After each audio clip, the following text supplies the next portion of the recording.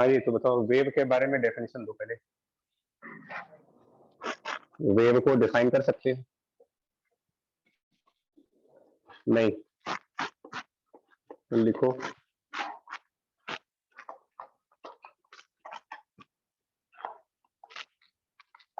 मतलब ये एक वन वर्ड डेफिनेशन है, मोशन ऑफ डिस्टरबेंस। तो वेव का मतलब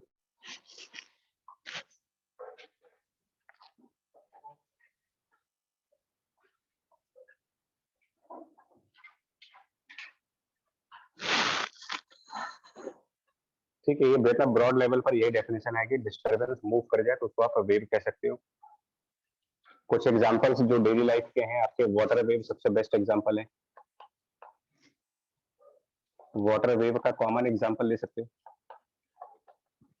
क्योंकि बाकी कोई वेव देखी नहीं है आपने। वाटर वाली वेव देखी है, बाकी सब खाली सुना है। तो लाइक साउंड की वेव ले सकते हैं इसमें एग्जांपल में। आगे आप पढ़ोगे तो लाइट की वेव ले सकते हो। अलग अलग टाइप ऑफ वेव्स है,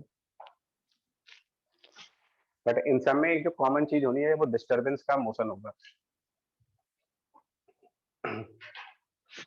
और ये डिस्टरबेंस मीडियम के किसी भी फिजिकल क्वांटिटी में हो सकती है। डिस्टरबेंस इन सम फिजिकल क्वांटिटी,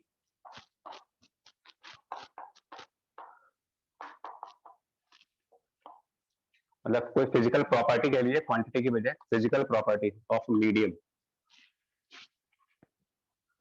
और फिजिकल प्रॉपर्टी में क्या क्या ले सकते हैं हम लोग? फिजिकल प्रॉपर्टी का मतलब क्या क्या चीजें हो सकती हैं? तो like it can be disturbance in the position of object. और डिस्टरबेंस इन पोजीशन को काइनेमेटिक्स में क्या नाम दे सकते हो आप? नहीं, डिस्टरबेंस इन पोजीशन, किसी चीज की पोजीशन बदल रही है, चेंज ऑफ पोजीशन, डिस्प्लेसमेंट। तो अगर डिस्प्लेसमेंट का मोशन होने लगे तो हम इसको कहेंगे डिस्प्लेसमेंट वेव। पोजीशन बदलना मतलब डिस्प्लेस होना। डिस्टरबेंस मीडियम के किसी और फिजिकल क्वांटिटी में हो सकता है, जैसे कि disturbance can be let's say in the pressure of some gas और एयर। तो इसको हम कहेंगे प्रेशर वेव है।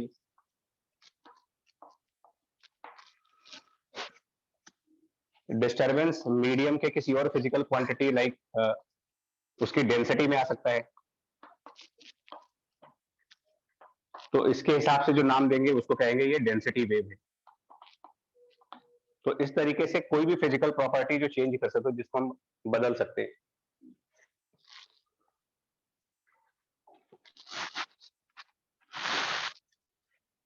और ये डिस्टरबेंस किसी एक जगह पे नहीं होगा। मोशन ऑफ डिस्टरबेंस का मतलब क्या हो रहा है कि जो डिस्टरबेंस हम क्रिएट करेंगे वो एक जगह पर स्टैग्नेंट नहीं होगी।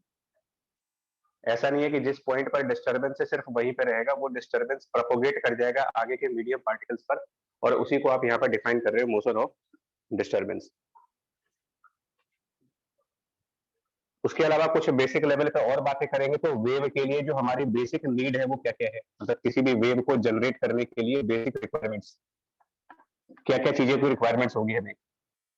तो नंबर वन पे हमको चाहिए कोई एक सोर्स होना चाहिए जो उस वेव को जनरेट करे।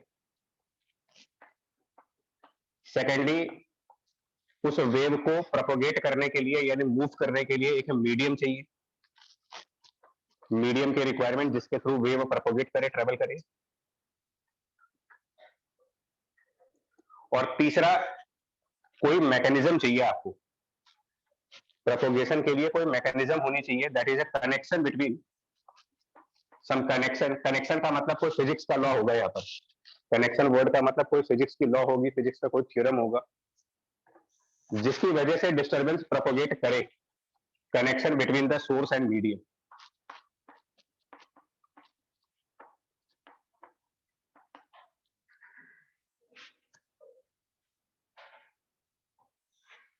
इसको ऐसे भी समझ सकते हैं, अगर आप वाटर वेव का एग्जांपल हो तो जिस वाटर में वेव जनरेट करनी है डिस्टरबेंस भी तो उसी में क्रिएट करोगे ना।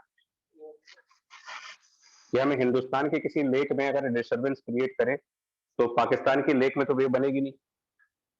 रीजन, सोर्स इंडिया में है, मीडियम पाकिस्तान में चल रहा है आपका।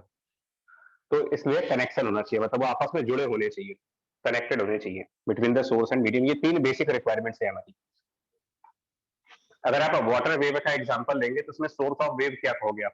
अगर हमने वाटर में वेव जनरेट की हो, सोर्स ऑफ वेव, पानी में वेव जनरेट करने का प्रोसेस क्या होता है? सबसे पहले हम लोग कोई एक स्टोन वगैरह ड्रॉप करते हैं, उसमें छोटा सा पत्थर गिरा दो आप पानी के अंदर, उसमें वेव बन जाती है। तो that stone will become like a source of the wave, medium itself is the water. और कनेक्शन क्या बना वहां पर, मतलब ये चीज प्रोपोगेट क्यों हुई है? According to Pascal's law. Pascal's law की वजह से, बिकॉज पास्कल्स लॉ ने यही कहा था कि लिक्विड के किसी भी पॉइंट पर अगर आप प्रेशर को चेंज करोगे तो वो चेंज इक्वली पूरे लिक्विड में ट्रांसमिट कर जाएगा, ट्रेवल कर जाएगा। तो दैट इज पास्कल्स लॉ। मतलब कोई ना कोई फिजिक्स का थ्योरम, लॉ जरूर काम कर रहा होगा वेव के प्रोपोगेशन में।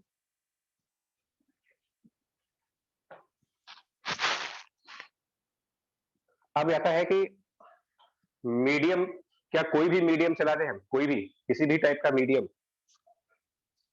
मैं बोल रहा हूं तो मेरा एक साउंड वेव निकल रहा होगा, अगर मैं बात कर रहा हूं तो मेरे से साउंड आ रही है, क्या मेरी साउंड रूम के उस तरफ जाएगी दूसरे साइड पर? तो अभी जा रही होगी, बगल में भी क्लास चल रही है, उसकी साउंड आपको सुनाई दे रही है, तो क्या वो साउंड इस दीवार से बाहर नहीं आ सकता? भाई ये भी तो मीडियम है, सीमेंट है इसमें, मोहरा भी बालू सीमेंट लगा हुआ है, तो क्या इस मीडियम के अंदर वेव नहीं आ सकती? नहीं आ रही होगी, बिकॉज अगर आ रही होती तो बगल वाले का साउंड आप सुन नहीं रहे थे। दैट मींस वेव ऐसे मीडियम में नहीं जा सकती। तो मीडियम की भी अपनी कुछ स्पेसिफिकेशंस होती हैं कि किस टाइप का मीडियम होना चाहिए, हार्ड मीडियम या सॉफ्ट मीडियम। ये जो दीवार का मीडियम है जिसके अंदर मटेरियल लगा हुआ है, सीमेंट बालू मोरंग जो भी लगा है, ब्रिक्स लगी है, बहुत ज्यादा रिजिड है। तो बहुत ज्यादा रिजिड नहीं होना चाहिए, मतलब लो रिजिडिटी होनी चाहिए। मीडियम में लो रिजिडिटी, फ्लेक्सिबिलिटी होनी चाहिए, इलास्टिसिटी होनी चाहिए उसके अंदर।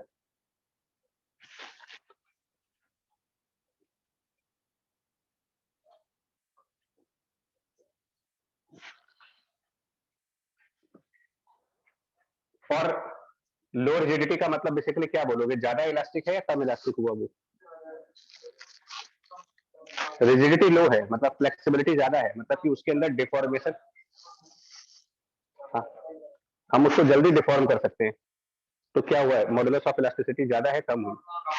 कम हुई इसमें, मतलब मॉडुलस ऑफ इलास्टिसिटी कम होगी ना। उसके अलावा उसमें एक और नेचर होना चाहिए, लो रिजिडिटी के अलावा उसके अंदर एक और होना चाहिए कि वो उसका इनर्शिया कम होना चाहिए। अब इनर्शिया किस चीज के लिए बोलते हैं हम लोग? नहीं मास के लिए तो बोलते हो, प्रॉपर्टी क्या है ये इनर्शिया, मतलब क्या प्रॉपर्टी? मोशन को अपोज करने का नेचर ना, तो वो अपोजिशन नहीं होनी चाहिए। ये सब अभी थियोरेटिकल लेवल पर है, थोड़ी सी भी मैथ्स आ जाएगी इसमें। और इन सब के अलावा एक और बात करेंगे तो वेव को कुछ टाइप्स में डिफाइन किया गया है। टाइप ऑफ वेव की अगर हम बात कर ले, कोई भी वेव, तो उनके जो टाइप्स हैं वो बेसिकली ब्रॉड लेवल पर दो हैं। एक आप ट्रांसवर्स वेव के नाम से पढ़ते हो और दूसरा लॉन्गिट्यूडनल वेव के नाम से। तो ट्रांसवर्स और लॉन्गिट्यूडनल वेव में डिफरेंशिएशन किस बेसिस पर किया गया है? ट्रांसवर्स और लॉन्गिट्यूडनल वेव के बीच में डिफरेंस अगर आपसे पूछा जाए कि क्या डिफरेंस हुआ इसमें? टाइप ऑफ डिस्टर्बेंस, ठीक है। तो आप यहाँ पे कह रहे हो ना कि एक डिस्टर्बेंस मोशन में है, कोई चीज डिस्टर्ब हुई है और वो मोशन में है। तो अगर हमारा डिस्टर्बेंस, सपोज दैट डिस्टर्बेंस का मोशन राइट साइड हो रहा है, और ये बच्चा थोड़ा बता दें आपको, ये काफी ज्यादा मैथ्स लगेगी इसमें, बहुत ज्यादा मैथ्स है, पूरा पूरा चैप्टर मैथमेटिकल है। तो मान लिया कि मोशन ऑफ डिस्टर्बेंस किसी डायरेक्शन में हो रहा है और जो हमारे मीडियम के पार्टिकल्स हैं, मीडियम के पार्टिकल्स वो अप एंड डाउन मूव कर रहे हैं, उनका मूवमेंट अप एंड डाउन हो रहा है, मतलब disturbance is up and down. Disturbance ऊपर नीचे हो रही है लेकिन डिस्टर्बेंस प्रोपोगेट फॉरवर्ड हो रही है। ये अजीब चीज है यार, थोड़ा समझने में आपका। मैं कह रहा हूं डायरेक्शन ऑफ डिस्टर्बेंस, जिसको कि आप डायरेक्शन ऑफ ऑसिलेशन भी कह सकते हो। डिस्टर्बेंस को समझने के लिए ऑसिलेशन का डायरेक्शन ले सकते हो। तो द डिस्टर्बेंस की जो डायरेक्शन है और उसके मूव करने की जो डायरेक्शन है, ये आपस में 90 डिग्री एंगल पर है अगर, तो ये चीज कहलाएगी आपकी ट्रांसवर्स वेव। अभी आपको ये समझ में नहीं आएगा डायरेक्शन ऑफ डिस्टर्बेंस का क्या मतलब है, तो इसको आप ऑसिलेशन कह दीजिए कि जो मीडियम पार्टिकल्स हैं, they are oscillating in a direction which is perpendicular to the direction in which wave is travelling. Wave के ट्रेवल करने के परपेंडिकुलर साइड पर ऑसिलेशन अगर हो रही है, तो वो आप ट्रांसवर्स वेव में डालोगे।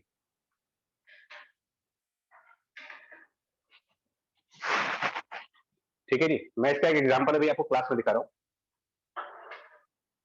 ठीक है, अभी इसको क्लास में आपको एक एग्जांपल दिखाएंगे। ठीक है बच्चे, आप सब एक रो में बैठे हो ना, जितने लोग हो। ठीक है, आप सबको जो बोर्ड पे लिखा है वो दिख रहा है? दिख रहा है, सभी को दिख रहा है? तुम सभी को दिख रहा है पीछे एक लाइन में? बच्चा ग्रीन, आप इधर शिफ्ट कर जाओ, इधर शिफ्ट करो। सब एक एक लाइन में आ जाओ, एक लाइन में। तुम बैठो ना बच्चा। हाँ, सब आप बिल्कुल, आपका हेड बिल्कुल, सबके हेड एक लाइन में हो जाए। आ जाओ इधर, आ जाओ। थोड़ा सा कर लो, 2 मिनट के लिए कर लो। ठीक है, खड़े हो जाओ भाई। अब ये खड़े हो गए ना, अब आप लोग को कुछ डिस्टर्बेंस हुआ इसको देखने में? हुआ ना डिस्टर्बेंस? तो इनके खड़े होने से डिस्टर्ब कौन हुआ? आप। अब आप भी खड़े हो जाओ। आपके खड़े होने से कौन डिस्टर्ब हो रहा है? आप भी खड़े हो जाओ। ये बताइए डिस्टर्बेंस कहां प्रोपोगेट हुआ? पीछे जा रहा है ना डिस्टर्बेंस। पहले ये डिस्टर्ब हुआ, फिर इनके पीछे वाला डिस्टर्ब हुआ, फिर इनके पीछे वाला डिस्टर्ब हुआ। तो सारी डिस्टर्बेंस पीछे भाग रही है, लेकिन उसको क्रिएट डिस्टर्बेंस हुआ क्यों? इन्होंने मोशन कौन सी डायरेक्शन में करी हुई है? क्या ये खुद पीछे चले गए थे? ये तो स्टैंड कर गए। तो जिनकी वजह से डिस्टर्बेंस है वो वर्टिकल मोशन में है, लेकिन डिस्टर्बेंस किधर की तरफ फॉरवर्ड हो रही है? पीछे। क्या ये परपेंडिकुलर डायरेक्शन में बन गई? इसी को आप ट्रांसवर्स वेव कह सकते हो। थैंक यू जी, बैठो। क्लासरूम का एग्जांपल दिया था, बट थोड़ा सा फील लेने के लिए कि क्या मतलब होता है डिस्टर्बेंस प्रोपोगेट करना और डिस्टर्बेंस क्रिएट करना। ये खड़े हुए, ये डिस्टर्बेंस क्रिएट की गई। पीछे वाले खड़े हो गए, वो भी डिस्टर्बेंस क्रिएट हो गई। उनके पीछे वाले खड़े हुए, वो भी डिस्टर्बेंस क्रिएट हुई। तो डिस्टर्बेंस बैकवर्ड, बट डिस्टर्बेंस जो जिसकी वजह से हो रही है वो वर्टिकल डायरेक्शन में हो रही है। तो ये आप ट्रांसवर्स वेव का एग्जांपल ले सकते हो समझने के लिए। लॉन्गिट्यूडनल वेव में कहा जाता है कि जो डिस्टर्बेंस की जो डायरेक्शन है और उसके मोशन की जो डायरेक्शन है, वो दोनों सेम रहेगी। Direction of disturbance and the motion of disturbance both are in the same directions, then it is longitudinal.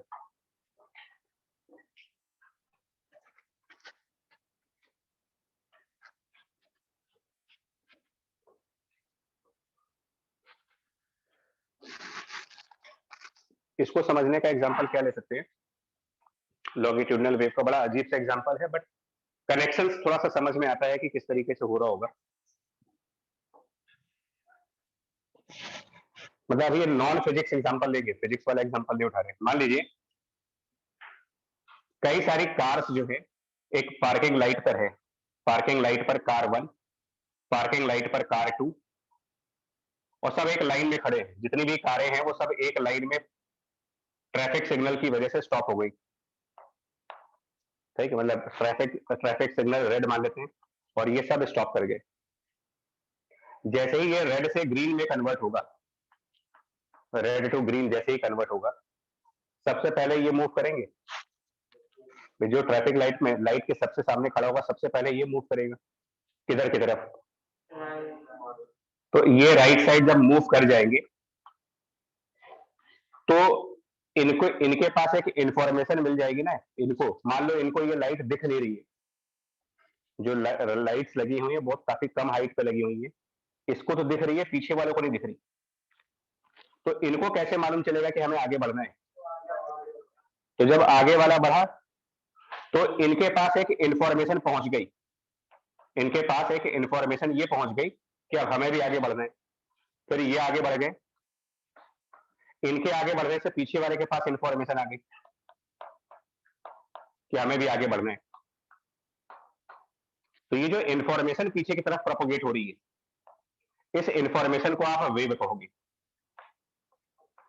लेकिन जो ऑब्जेक्ट्स मूव कर रहे हैं, कार्स, ये हमारे मीडियम पार्टिकल्स के तरीके से मान सकते हो। क्या ये दोनों पैरेलल लाइंस पर नहीं हो गए? जिस लाइन पर इंफॉर्मेशन प्रोपोगेट हो रही है उसी लाइन पर कार्स भी चल रही है। इस टाइप की सिचुएशन को क्या नाम दिया जाएगा? लॉन्गिट्यूडिनल वेव, जिसमें डिस्टर्बेंस के प्रोपोगेट करने की लाइन और ऑब्जेक्ट्स के मूव करने की लाइन सेम लाइन होगी, लॉन्गिट्यूडिनल वेव।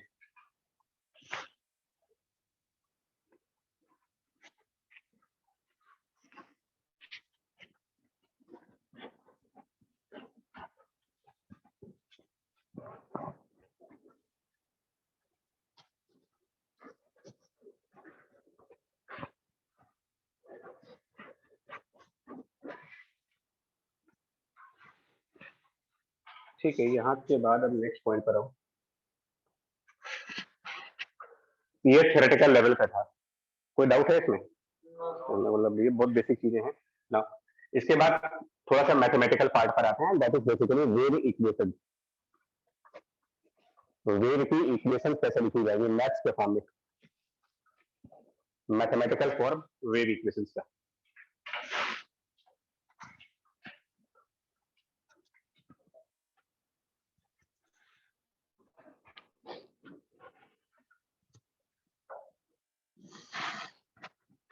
यार इसको समझने के लिए ना हम एक बड़ा अजीब से एग्जांपल लेंगे, इसको भी मतलब वापस मैथ्स में जा रहे हैं। इसका क्या मतलब है? तो मैं आपसे सिंपल एक बात कहूंगा और उसको आप जरा अगर समझ पाए तो बताइएगा।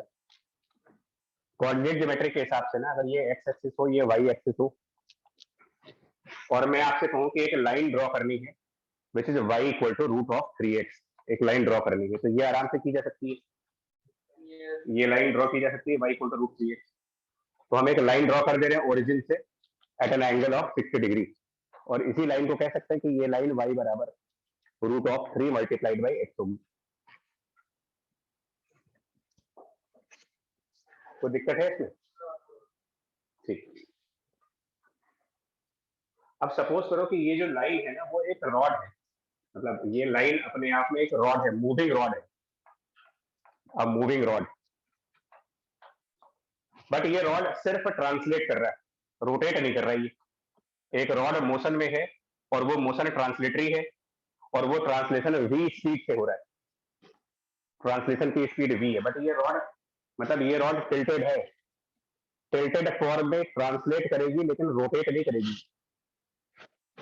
तो आफ्टर टाइम t इस रॉड की लोकेशन कहां पर दिखाओगे? t सेकंड्स के बाद अगर आपसे कहा जाए कि ये जो लाइन आपने ड्रॉ की है, ये लाइन एक्चुअल में कोई रॉड है जो पॉजिटिव x डायरेक्शन की तरफ v स्पीड से ट्रांसलेट कर रही है बिना रोटेट किए, तो t टाइम बाद ये लाइन कुछ फॉरवर्ड आ चुकी होगी। कितना? अगर कांस्टेंट स्पीड से चल रही है vt, मतलब यही लाइन t सेकंड के बाद अगर बिना रोटेट किए मूव कर रही हो तो यही लाइन अपने पैरेलल डायरेक्शन में रहेगी, और ये जो डिस्टेंस ट्रेवल करके आगे आएगा ये डिस्टेंस आपका v मल्टीप्लाइड बाय t। ठीक है? नाउ इसकी इक्वेशन क्या होगी? Now the equation of rod, जिस इक्वेशन को पहले मैंने y बराबर रूट 3x लिखा था, अब वो इक्वेशन क्या लिखेंगे? कोऑर्डिनेट ज्योमेट्री, जब कोई ग्राफ शिफ्ट करते हो या ओरिजिन चेंज कर देते हो, शिफ्टिंग ऑफ ग्राफ या शिफ्टिंग ऑफ ओरिजिन के हिसाब से क्या लिखेंगे इसकी equation? y equal to root 3x, check चलो फिर से जल्दीबाजी में।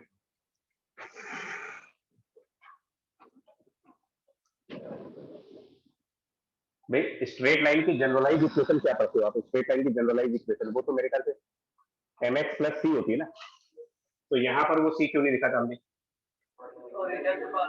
और m क्या है? तो अगर ये रोटेट नहीं हुआ तो अभी भी 60 डिग्री एंगल बन रहा होगा, तो क्या इसकी स्लोप चेंज हुई? लेकिन इसका कोई y इंटरसेप्ट तो आएगा, y इंटरसेप्ट नहीं आ जाएगा क्या? इस लाइन को पीछे बढ़ाइए, यहाँ पर इसका y इंटरसेप्ट आ जाएगा, और अगर ये 60 डिग्री है तो ये भी 60 डिग्री एंगल बनेगा, और ये हाइट जो कि इसका y इंटरसेप्ट है ये vt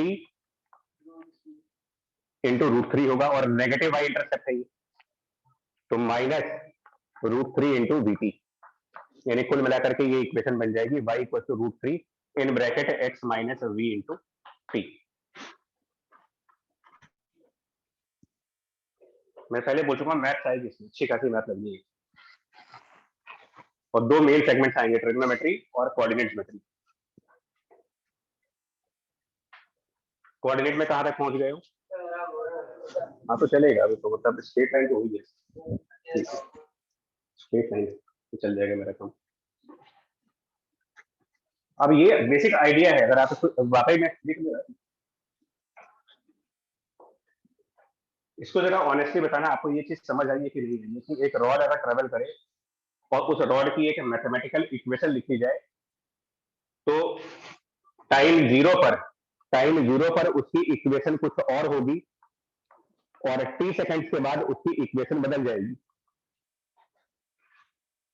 क्या ये बात, मतलब ये आइडिया समझ में आ रहा है आपको कि कोई ऑब्जेक्ट है बट वो ऑब्जेक्ट स्ट्रेट लाइन है, उस ऑब्जेक्ट की एक मैथमेटिकल इक्वेशन है, उस इक्वेशन को जब हमने टाइम 0 पर लिखा तो y बराबर √3x लिखा, वही ऑब्जेक्ट ट्रांसलेट करके जब आगे आ गया तो उसी ऑब्जेक्ट की एक नई इक्वेशन बन गई √3x माइनस √3vt या फिर √3x माइनस vt।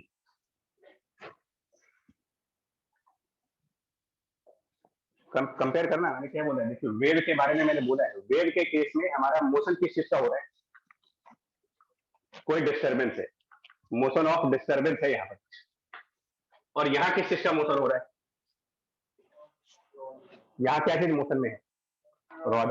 तो मैं रॉड को कंपेयर करूंगा वेव के साथ, रॉड को कंपेयर करूंगा डिस्टर्बेंस के साथ। ये मोशन ऑफ रॉड का एग्जांपल है, अभी थोड़ी देर बाद आप मोशन ऑफ डिस्टर्बेंस पढ़ोगे। तो जैसे रॉड की अपनी कोई ज्योमेट्री होगी ना, रॉड का कुछ तो ज्योमेट्रिकल स्ट्रक्चर होगा, सर्कल के फॉर्म में, स्ट्रेट लाइन के फॉर्म में, रिंग के फॉर्म में, कुछ तो होगा ही। तो ये रॉड किस शेप की है, स्ट्रेट लाइन फॉर्म की। So now motion of a straight rod. भाई जब भी कोई चीज मूव करेगी, कोई भी ऑब्जेक्ट मूव करेगा तो उसकी ज्योमेट्री तो होगी कुछ, उसका कुछ शेप एंड साइज होगा कि नहीं होगा, और उस शेप और साइज के हिसाब से मैथ्स में कोई ना कोई फंक्शन होगा, उस फंक्शन की कोई ना कोई इक्वेशन होंगी, और क्योंकि वो ऑब्जेक्ट मूव कर जाएगा तो उसकी इक्वेशन बदलती जाएगी। अब अगर यही चीज, यही लाइन बैकवर्ड डायरेक्शन में गई होती, यही लाइन पीछे चली गई होती, मतलब नेगेटिव एक्स डायरेक्शन में अगर मोशन हुआ होता, तो अगर ये लाइन नेगेटिव साइड पे गई होती तो ये लाइन ऐसे शिफ्ट कर जाती, अब इसका वाई इंटरसेप्ट पॉजिटिव आता है। और ये मैथ्स में पढ़ते होगे आप, सिर्फ ओरिजिन चेंज करना, पता नहीं आपको याद क्यों नहीं आ रहा इस टाइम पर। 0,0 से अगर ओरिजिन को a, b पर शिफ्ट करते हो तो x और y कोऑर्डिनेट्स में क्या चेंजेस करते हो, तो वही तो काम किया है एक तरीके से, ये पॉइंट ओरिजिन बन गया। तो ओरिजिन जो 0,0 पे था उसको शिफ्ट करके vt पे कर गए, तो जहां पर x लिखा हुआ था वहां पर हमने x माइनस vt। खैर ये आप समझ रहे होंगे कि अगर ये लाइन बैकवर्ड जाएगी तो यहाँ पर माइनस vt की बजाय कौन सा साइन आएगा, प्लस vt का साइन आ जाएगा।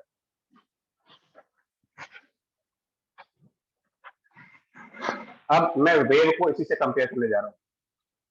यहाँ पर एक रॉड का मोशन लिया गया है कांस्टेंट स्पीड v पर, रॉड स्ट्रेट थी, उस रॉड की इक्वेशन टाइम 0 पर कुछ और है और t टाइम बाद उस रॉड की इक्वेशन कुछ और हो गई। इसमें तो कोई डाउट नहीं है। चलिए इसका एनालॉग लिखिए। Now motion of disturbance. अब एक्चुअली डिस्टर्बेंस को थोड़ा सा इज्जत वाला नाम दो, डिस्टर्बेंस को टेक्निकली आप नाम दोगे एक वेव पल्स। जो डिस्टर्बेंस बार बार कह रहे हैं उसको मतलब साइंटिफिक साइंस की लैंग्वेज में वेव पल्स नाम देंगे।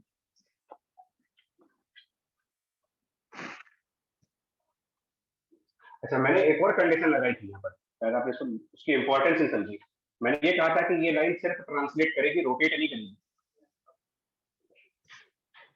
मतलब ये लाइन और ये लाइन मतलब सिर्फ वो लाइन उठा करके आगे चली गई, उठ करके आगे चली गई, लाइन चेंज नहीं हुई। अब इसके एग्जैक्ट एनालॉग पर देखिए, इसके एग्जैक्ट एनालॉग पर अब हम किसी रॉड का मोशन नहीं देखेंगे। अब हम क्या करने जा रहे हैं, कोई एक वेव पल्स है, कोई एक वेव पल्स मानते हैं, और वेव पल्स की भी अपनी कोई ज्योमेट्री होगी। जैसे रॉड की अपनी एक ज्योमेट्री है, वैसे वेव पल्स की अपनी कोई ज्योमेट्री होगी। फॉर एग्जाम्पल हमारे पास कोई एक वेव पल्स है इस टाइप के, समथिंग मतलब माउंटेन टाइप का एक वेव पल्स है।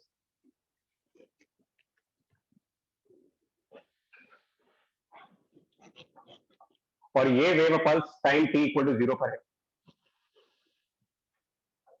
इस वेव पल्स की अपनी एक मैथमेटिकल इक्वेशन भी होगी, कुछ ना कुछ इक्वेशन होंगी इस वेव पल्स की। हमें नहीं पता कौन सी इक्वेशन होगी, बट y और x के बीच कुछ तो रिलेशन होगा। और सपोज वो रिलेशन हम कह रहे हैं y equal to f of x, कुछ ना कुछ रिलेशन होगा। जैसे स्ट्रेट लाइन की इक्वेशन आती है, वैसे y और x में कुछ रिलेशन होगा।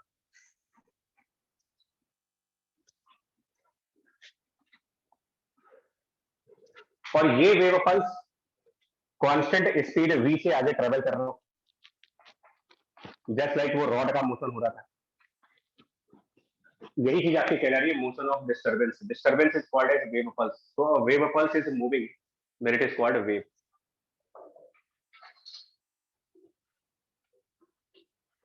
ठीक है तक, ठीक है। और इसकी अपनी कोई इक्वेशन होगी, एग्जैक्ट इक्वेशन मुझे पता नहीं, वो कर्व देख करके बता पाएंगे कि एग्जैक्ट इक्वेशन क्या होगी, बट जो भी इसकी इक्वेशन है, let's say for example, let's say this equation is y equal to 1/1 plus x square. Randomly मैंने बना दी, कुछ ऐसी इक्वेशन है इसकी। और फॉर एग्जांपल मैं ये भी मान लेता हूँ कि जो इसकी स्पीड है वो समवेयर 2 मीटर पर सेकंड है न्यूमेरिकल वैल्यूज के थ्रू। और ये पल्स आगे की तरफ ट्रेवल कर रहा है, फॉरवर्ड जा रहा है, बट बिना चेंज हुए। जैसे पिछले क्वेश्चन में वो स्ट्रेट लाइन बिना अपना स्लोप चेंज किए आगे ट्रेवल कर रहा था, वैसे ही ये बिना अपना फॉर्म चेंज किए हुए जिस फॉर्म में है इसी फॉर्म में ये आगे बढ़ गया। मतलब ये पूरी वेव पल्स अपने फॉर्म को मेंटेन करते हुए फॉरवर्ड शिफ्ट कर गई। और कितना शिफ्ट कर जाएगी 30 सेकंड के बाद? मतलब ऐसा हो रहा है जैसे एक माउंटेन को उठा करके आगे रख दिया जाए। एक माउंटेन था, हनुमान जी आए, उठाया और यहाँ रख दिया। तो माउंटेन वही है, बस उसकी लोकेशन क्या कर दी जा रही है, चेंज की जा रही है। अब इसकी इक्वेशन क्या लिखेंगे? Now the equation will be, जिसकी इक्वेशन पहले y equal to 1 plus x square थी, अब उसकी इक्वेशन क्या लिखेंगे? ओरिजिन शिफ्ट कर दिया गया इसका। तो now the equation by the shifting of origin concept coordinate geometry 1 divided by 1 plus क्या कर देंगे यहाँ पर x की जगह पर x माइनस vt। सो x माइनस vt का मतलब 2 इंटू टी। और टाइम भी कर लेना, जब सब कुछ नंबर्स में चल रहा है तो टाइम का भी नंबर लो, मान लो 2 सेकंड है, टाइम का भी एक नंबर लो। अब क्या कर दे, कितना आगे चला गया होगा 2 सेकंड से? 4। तो यहाँ पर x माइनस 4 का स्क्वायर हो जाएगा।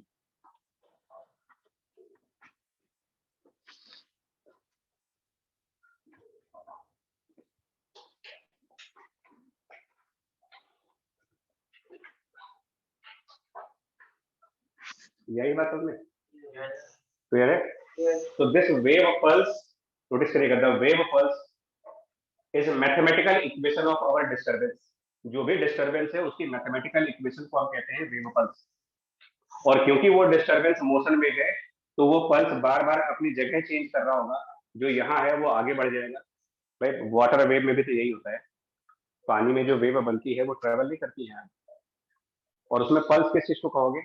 वाटर में जो हाइट होती है, अगर वाटर में वेव बनती है तो पानी कुछ हाइट तक जाता है ऐसे, तो ये हाइट ही पल्स है जो फॉरवर्ड डायरेक्शन में या बैकवर्ड डायरेक्शन में ट्रेवल करेगी।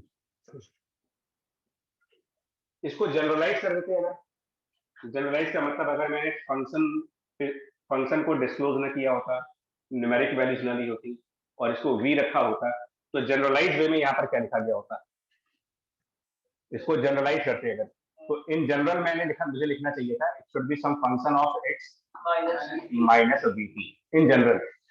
ये तो मैंने फंक्शन का एक स्पेशल टाइप ले लिया था, बट इन जनरल अगर आपसे पूछा जाए कि in general if y is function of x at time t equal to 0 which defines, अब सुनिएगा यहाँ पर, तुम लोग सुनते नहीं हो, सबसे बड़ी प्रॉब्लम ये है क्योंकि what is y equal to fx, equation of disturbance और wave pulse. y equal to fx is the equation of wave pulse और डिस्टर्बेंस। और इसका एक और नाम है, इसका नाम एक और है, स्नैपशॉट ऑफ द वेव भी कहते हैं इसको, मतलब वेव की फोटोग्राफ होगी कि अगर कोई पानी में वेव है और आप अपने कैमरे से उसकी पिक्चर क्लिक करोगे तो कैसी फोटोग्राफ आएगी उसकी, और उस फोटोग्राफ की मैथमेटिकल इक्वेशन निकालेंगे। तो y equals to fx is the wave pulse, which means equation of the disturbance, and that disturbance is moving either forward or backward with some constant speed. Then the equation of same disturbance at some time t, equation of the same disturbance at some time t is given by f of x minus vt। कब? जब वो disturbance positive x की तरफ जा रहा है, और अगर यही डिस्टर्बेंस नेगेटिव एक्स की तरफ जा रहा हो तो यहाँ प्लस भी आ रहा हो, और इसको ही हम वेव इक्वेशन का नाम देते हैं। This is known wave equation.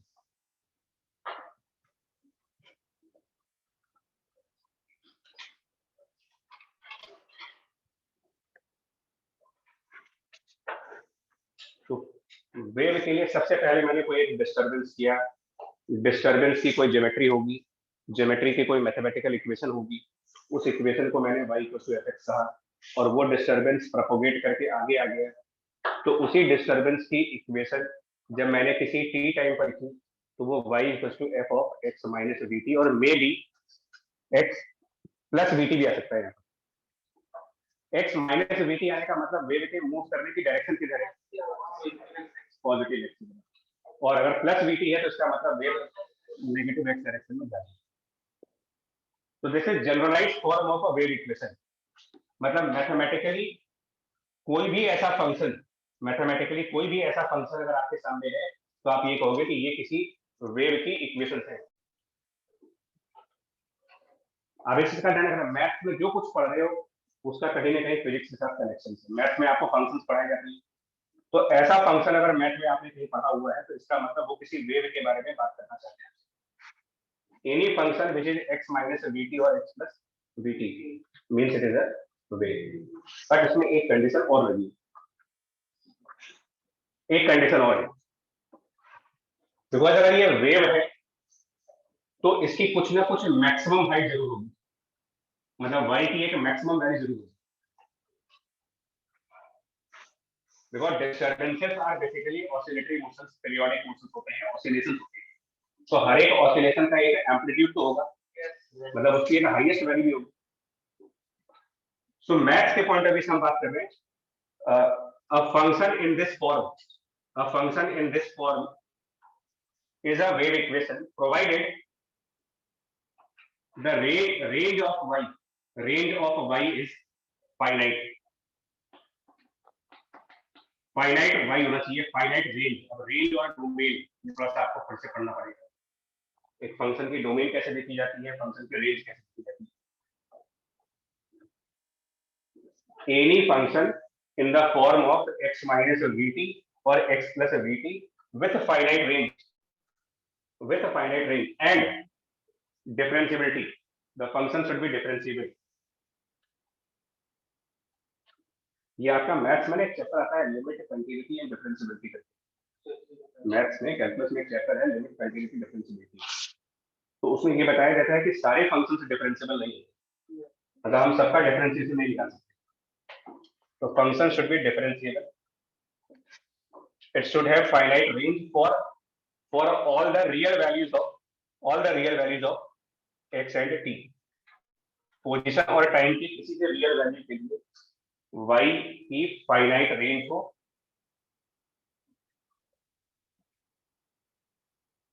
अब इसको कुछ एग्जांपल से दिखाते हैं, इस छोटे से टॉपिक के ऊपर कुछ क्वेश्चंस हैं, कोई डाउट है इसमें? हमने माना है, कोई फिक्स नहीं है, हमने ये माना है कि वेव कांस्टेंट स्पीड से बढ़ती ना, वो वेरिएबल भी हो सकता है ये वेव एक एक्सेलरेशन से चल रहा हो, तो हम यहाँ पर v इंटू टी के बजाय हाफ ए टी स्क्वायर कर देते हैं, यहाँ पर हाफ ए टी स्क्वायर लिख देंगे। हमने ये माना है कांस्टेंट स्पीड की वेव है। तो अगर ये वाकई में तुम्हें समझ में आया है तो इसके ऊपर एक क्वेश्चन लिखो आप। मैं कुछ फंक्शंस लिखूंगा, कुछ फंक्शंस, और आपको ये बताना है कि इनमें से कौन सा फंक्शन वेव की इक्वेशन होगी और कौन सा फंक्शन वेव की इक्वेशन नहीं हो सकता। कुछ फंक्शंस है, like first function y is equal to 4 divided by 3 plus 2x minus 5t square. Is it a wave function? Function तो है बट ये वेव है कि नहीं?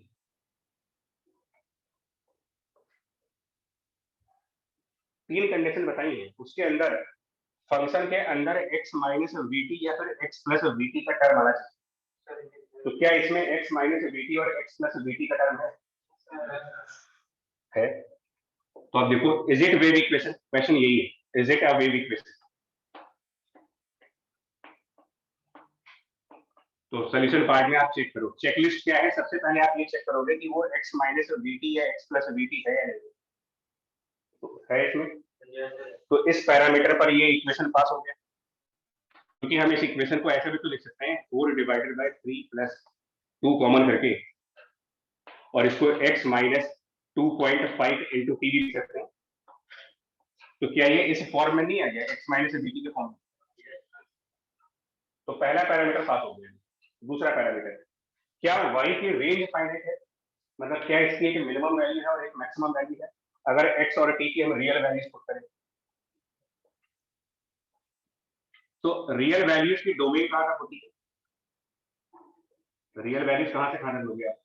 माइनस इन्फिनिटी टू, तो यहाँ पर माइनस इन्फिनिटी से प्लस इन्फिनिटी का कोई भी नंबर रख लो आप, any number between minus infinity two plus infinity, यहाँ पर स्क्वायर है, तो ये 0 टू इनफाइनाइट तो होगा ना। ये टर्म कुछ भी रहेगा बट ये 0 से इनफाइनाइट के बीच में नहीं होगा, कुछ भी उसके बियॉन्ड तो जाएगा नहीं। तो अगर यहाँ पर 0 रखेंगे तो क्या वैल्यू आएगी? 4/3। और अगर यहाँ पर इनफाइनाइट वैल्यू हो जाए 0, इसका मतलब y की एक मिनिमम वैल्यू 0 है और y की एक मैक्सिमम वैल्यू आ रही है 4/3। x माइनस वीटी, इस टर्म को 0 और इनफाइनाइट रख के लिखो।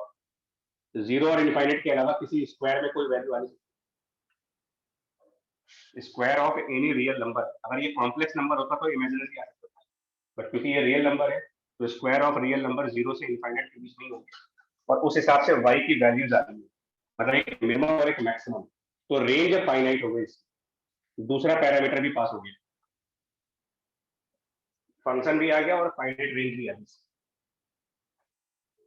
और डिफरेंशिएशन तो इसका हो ही जाएगा पावर रूल के हिसाब से।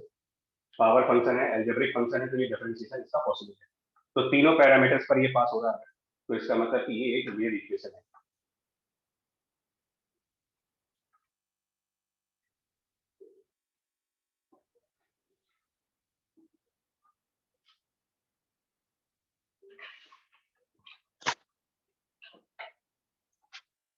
नाउ अब अगर ये वेव इक्वेशन है, क्योंकि ये पास हो गया है, मतलब इसको सर्टिफिकेट मिल गया कि ये वेव इक्वेशन है, तो ये वेव कौन सी डायरेक्शन में जा रही है? कैसे मालूम चला आपको?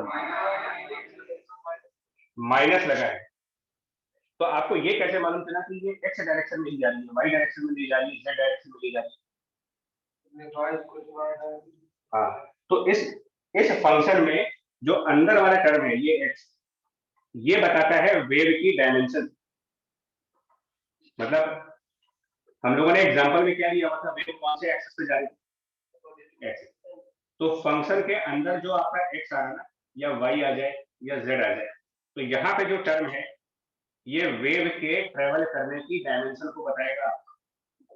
मतलब अगर फंक्शन के अंदर y है तो मतलब वेव y एक्सिस पे चल रही है, फंक्शन के अंदर z है तो वेव z एक्सिस पे चल रही है, यहाँ पर फंक्शन के अंदर क्या है, x है, तो इसका मतलब ये वेव x एक्सिस पे चल रही है। और x एक्सिस के पॉजिटिव साइड पे चल रही है या फिर नेगेटिव साइड पे चल रही है? वो पॉजिटिव, वो यहाँ का माइनस प्लस साइन बताएगा आपको।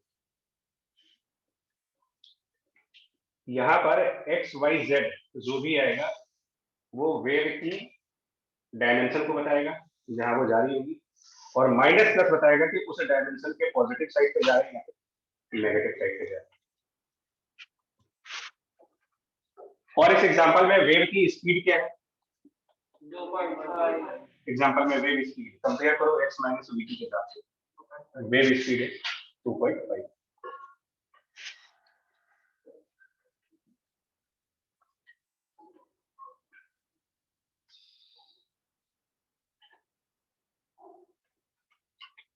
मैं कुछ और एग्जांपल दूंगा।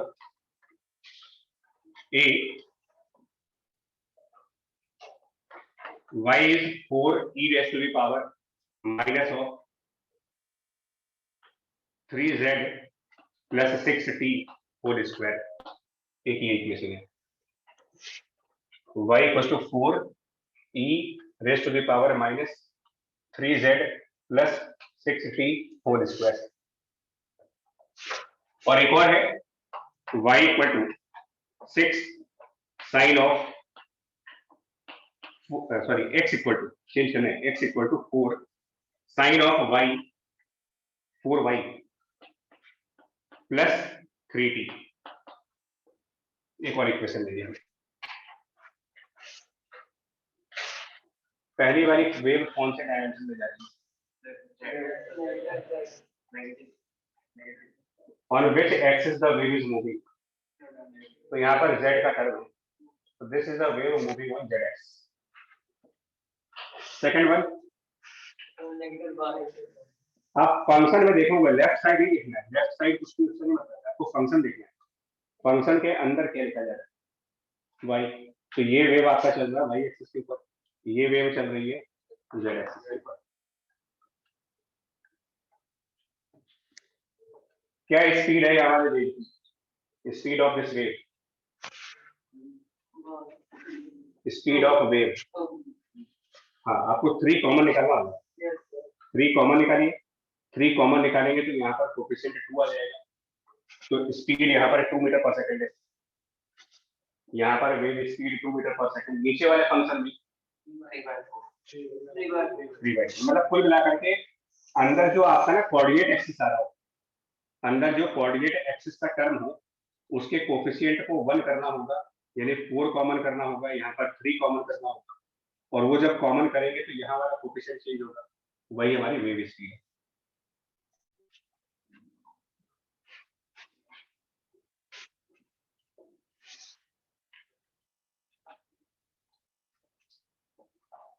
अब ये वाली वेव जेड एक्सिस के पॉजिटिव साइड पर है या नेगेटिव साइड पर जानी है, ये कैसे मालूम चला? यहाँ पर प्लस साइन, तो ये वेव नेगेटिव जेड एक्सिस पे जा रही है, ये वेव नेगेटिव वाई एक्सिस पे जा रही है।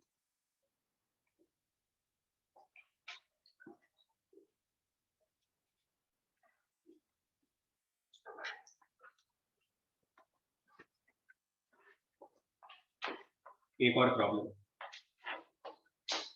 y is 4 log base 10 या log base e मान लें, natural log, and this is x minus 2 into t। Is it wave equation? ये वेव इक्वेशन है। x माइनस vt तो आ रहा है इसमें,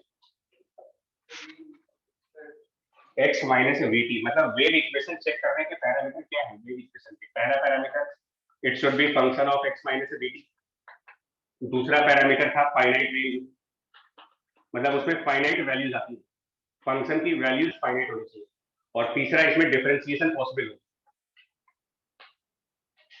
डिफरेंशिएशन कर पाए इसका, इस फंक्शन में फाइनाइट वैल्यूज होती है और x माइनस vt या फिर x प्लस vt होता है।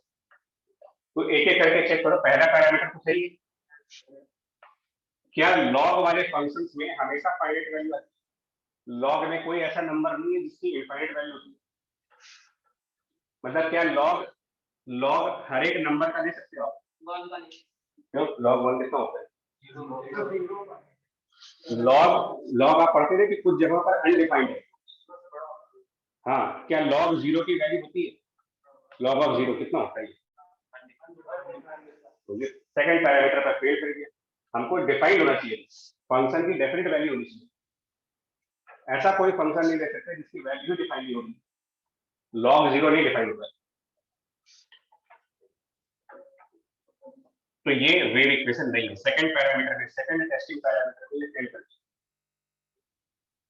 अनडिफाइंड वैल्यू है फंक्शन में।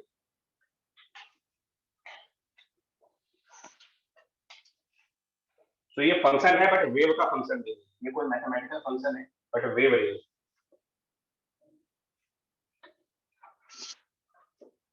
एक और example, y equal to 6 divided by, या y इक्वल टू 6 इनटू, या simply x square minus 4t square.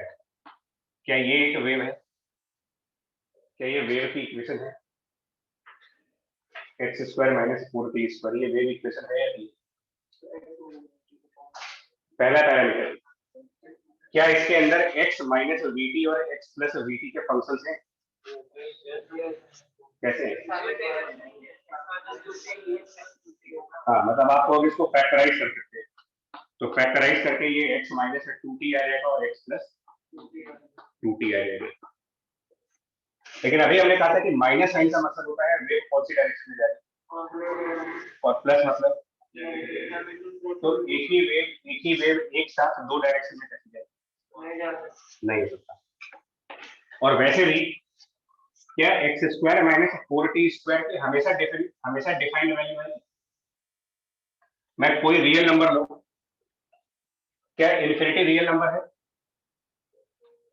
Infinite real numbers में आता है कि नहीं आता है? तो मैं यहाँ इनफाइनाइट रख दूं, तो अगर मैं x को इनफाइनाइट कर दूं और टाइम को इनफाइनाइट कर दूं, तो इनफाइनाइट माइनस इनफाइनाइट क्या ये डिफाइंड है? तो इस फंक्शन में अनडिफाइंड वैल्यू है, इस फंक्शन में अनडिफाइंड वैल्यू होगी, उस वजह से भी ये वेव नहीं होता।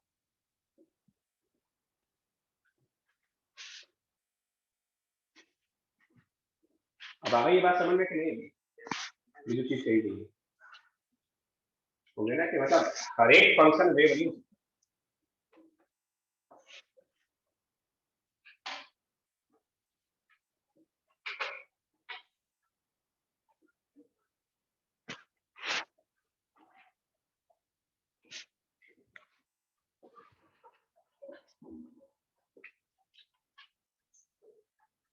एक और प्रॉब्लम,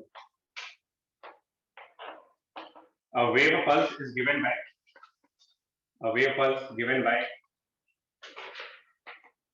तो कुछ ऐसा y equals to e raised to the power minus of x square at some time t equal to 0. This is wave pulse. और माइंड में पिक्चर जरूर बनाना, ये चैप्टर को आनी चाहिए। जब भी मैं आपसे कहूंगा वेव पल्स, तो पिक्चर बननी चाहिए डिस्टर्बेंस की, और ये स्टैग्नेंट नहीं है, रुका नहीं है, ये बढ़ जाएगा। So a wave pulse given by this at time t equal to 0 is moving at 3 meter per second towards negative x direction.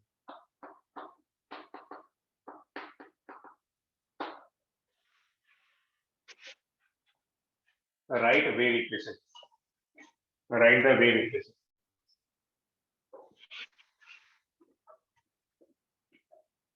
बताइए क्या होगा? Write the wave equation. ये नहीं बताएंगे कि wave pulse, तो अभी तो कराया है, अभी रॉड वाला एग्जांपल तो नहीं। वेव इक्वेशन का मतलब वेव पल्स t टाइम बाद जब शिफ्ट कर जाएगा तो उसकी क्या इक्वेशन हो जाएगी? हाँ, मतलब वेव इक्वेशन जब भी कहा जाएगा तो वेव इक्वेशन का मतलब होता है equation of the pulse after t seconds क्या होगा, ये सीधा सा मतलब है। टाइम 0 पर पल्स की इक्वेशन दी गई, कुछ टाइम बाद इसकी क्या इक्वेशन लिखोगे, और ओरिजिन शिफ्टिंग वाला कंसेप्ट लगाना होता है।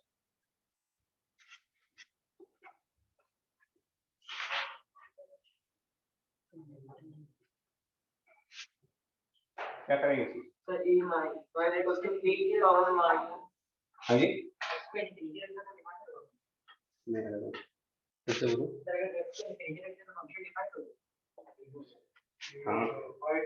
माइनस एक्स स्क्वायर लिखा है मैंने, e to the power minus infinity 0 होता है और e टू द पावर 0 1, तो ये 0 से 1 के बीच में ही रहेगा। तो y की फाइनाइट वैल्यू 0 और 1 के बीच में। हाँ तो जो करना कुछ नहीं होता यार, जो वेव पल्स दिया गया उसी में चेंज करो, y बराबर e to the power minus, coordinate geometry पढ़िए आप, जहां पर x लिखा था उसकी जगह पर क्या करेंगे, माइनस vt या प्लस vt, तो प्लस 3t करके बस काम खत्म करो, ये वेव इक्वेशन कह रहा है, इसको वेव इक्वेशन का नाम देंगे।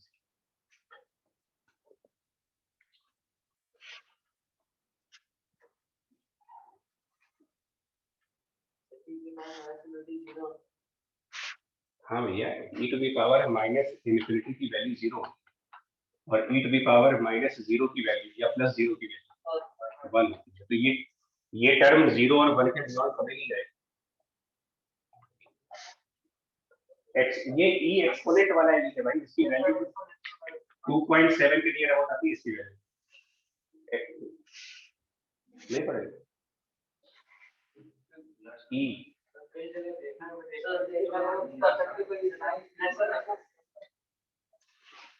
लग रहा है तो नहीं पता क्या कह रहे हो। हाँ अभी ऐसा फंक्शन पढ़ा नहीं आता,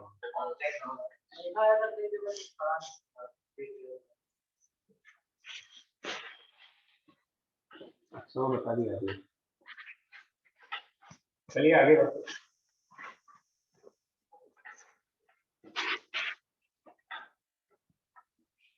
ये तो हो गया आपका वेव पल्स वेव इक्वेशन। आगे देखो,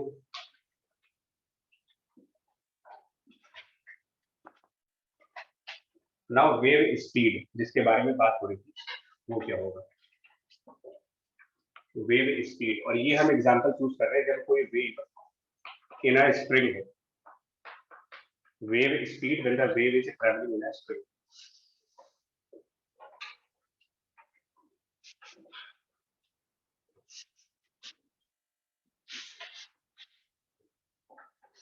और इनफैक्ट हम लोग बात करेंगे ट्रांसवर्स वेव की, तो अब इतना तो तुम लोगों ने क्लास 9 से भी पढ़ा होगा कि ट्रांसवर्स वेव में क्रेस्ट एंड ट्रफ के फॉर्म आते हैं, तो हम ऐसी वेव किसी स्ट्रिंग में मान रहे हैं, एक स्ट्रिंग में क्रेस्ट एंड ट्रफ वाली वेव है, ऐसे कुछ दिखाते हैं वेव को, तो ये चीज किसी ना रस्सी में है, मोटी रोप के अंदर, स्ट्रिंग तो नहीं बोलना चाहिए, रोप कहना चाहिए उसको।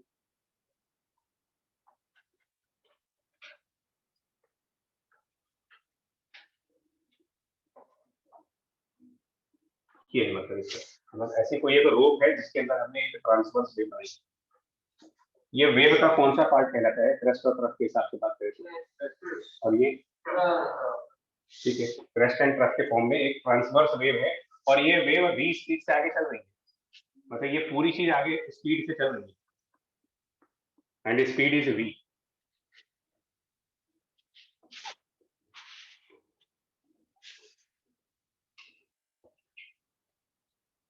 तो हम क्या करेंगे ना इसमें, तो वेव स्पीड को डिराइव करने के लिए हम क्या करेंगे, डेरिवेशन इसके 4-5 तरीके अलग अलग बुक्स में अलग अलग है, जैसे कि आप रेसलेट में जाओगे तो न्यूटन लॉ से डिराइव किया गया है, यूनिवर्सिटी फिजिक्स में जाओगे तो इम्पल्स मोमेंटम से डिराइव किया गया है, एचसीवी में जाओगे तो सर्कुलर मोशन से डिराइव किया गया है, इसको डिराइव, और एनसीईआरटी में जाओगे तो डायमेंशन से डिराइव किया गया,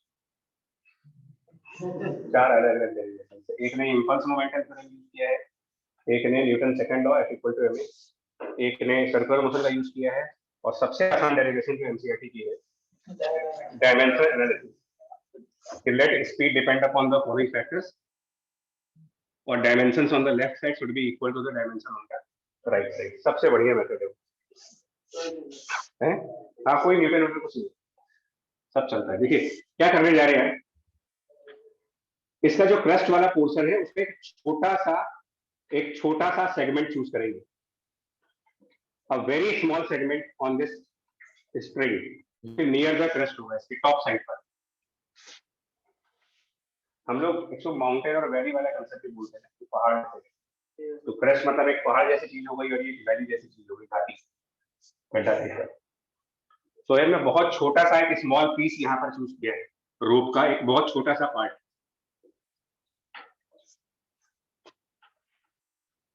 बहुत छोटा, जिसकी लेंथ डेल्टा एक्स या डेल्टा एस मान लेते हैं, इसकी length delta x. In fact delta नहीं लिखना चाहिए, मुझे डी लिखना चाहिए उसको, बट अभी फिलहाल डेल्टा एस है। बहुत ही छोटा सा टुकड़ा माना गया, और क्योंकि ये स्ट्रिंग यानी रोप है तो उसमें टेंसिल फोर्सेस काम कर रही है। तो अब हम इसका थोड़ा सा मैग्नीफाइड व्यू दिखाएंगे आपको, मतलब क्योंकि छोटे डायग्राम में समझ नहीं आएगा, बट माइंड में पिक्चर ये रखना कि ये बहुत ही स्मॉल पोर्शन है। ये जो स्मॉल पोर्शन है, क्योंकि ये एक कर्व है, ये पोर्शन एक कर्व है, और बहुत छोटा सा सेगमेंट अगर चूज करेंगे तो इसे छोटे से सेगमेंट को ऑलमोस्ट एक सर्किल मान सकते हैं। तो डायग्राम बड़ा बनेगा, अब ध्यान रखना, उस कर्व को हम मैग्नीफाइड व्यू में देख रहे हैं, एक लेंस लगा करके, मैग्नीफाइंग लेंस लगा करके उसको देखा जा रहा है, तो काफी बड़े बड़े डायग्राम दिखेंगे। बट क्योंकि ये बहुत स्मॉल सेगमेंट होगा, बहुत छोटा सेगमेंट, तो इसको मैं एक सर्कुलर आर्क टाइप का मान सकता हूं। एक्चुअल में ये सर्किल नहीं है, बट इसको कंसीडर कर सकते हैं कि ये लगभग एक सर्कुलर आर्क होगा। और अगर ये सर्कुलर आर्क मान सकते हैं तो इसका कहीं ना कहीं सेंटर ऑफ कर्वेचर भी होगा, और कहीं ना कहीं इसकी कुछ रेडियस भी होगी। तो लेट इसका रेडियस हमने कैपिटल आर माना, यहाँ पर भी रेडियस कैपिटल आर माना, और ये मान लिया कि ये आर्क अपने सेंटर पर जो एंगल सबटेंड कर रहा है वो डेल्टा थीटा है। Angle subtended at the centre point is delta theta.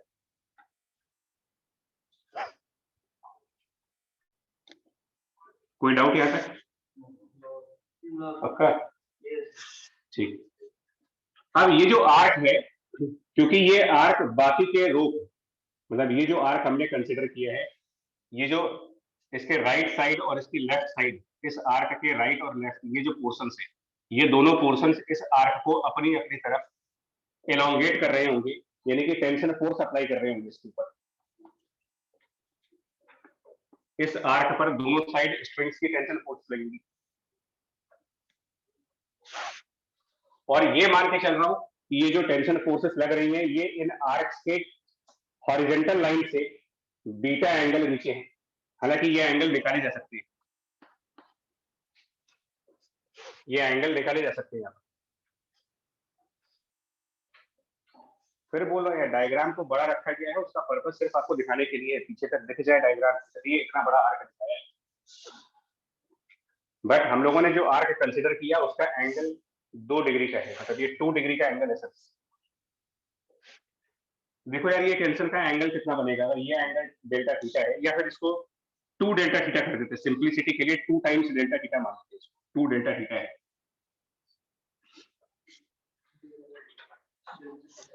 देखिए अगर आप कर पाओगे, ध्यान रखना ये टेंजेंट की लाइन है, ये टेंजेंट लाइन है, ये रेडियस की लाइन है। अगर आप इमेजिनेशन पे जाओ कि यहाँ पर अगर एक वर्टिकल लाइन बनाओगे, और वर्टिकल लाइन, तो ये एंगल जो बनेगा इस तरफ डेल्टा थीटा बनेगा, और यहाँ पर भी अगर एक वर्टिकल लाइन बना दे, तो अगर यहाँ डेल्टा थीटा बनेगा तो यहाँ पर भी ऑल्टरनेट डेल्टा थीटा बनेगा, इधर 90 माइनस डेल्टा थीटा बनेगा, और यहाँ पर डेल्टा थीटा बनेगा। ये चीज एक बार अपने लेवल पर आप खुद प्रूव करें कि वो जो टेंशन फोर्स दिखाई जा रही है वो हॉरिजॉन्टल से डेल्टा थीटा एंगल पर क्यों हो।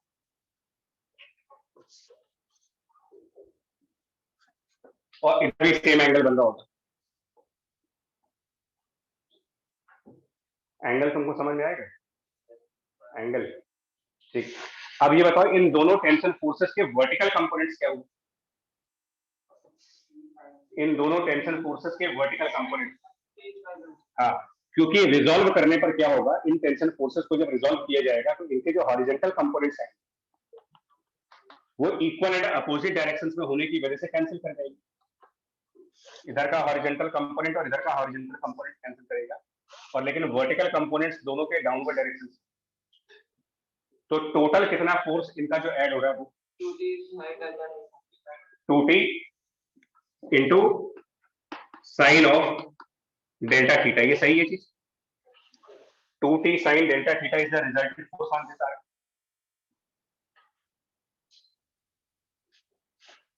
ठीक है यहाँ तक? और हम लोगों ने कहा है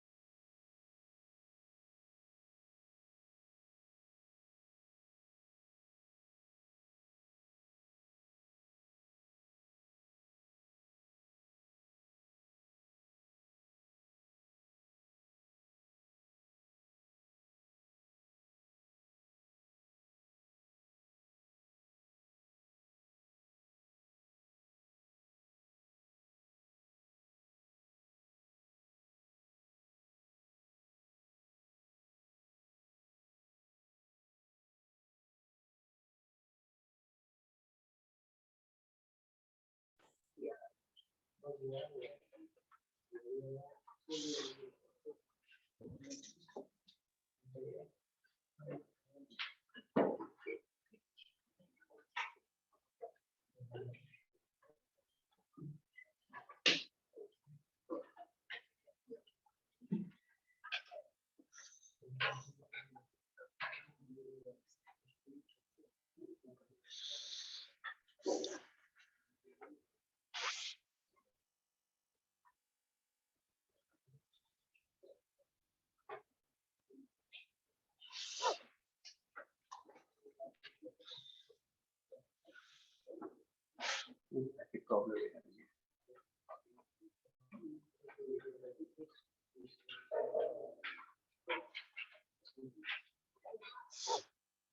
चलो जी, फिर आगे देखो इसके आगे।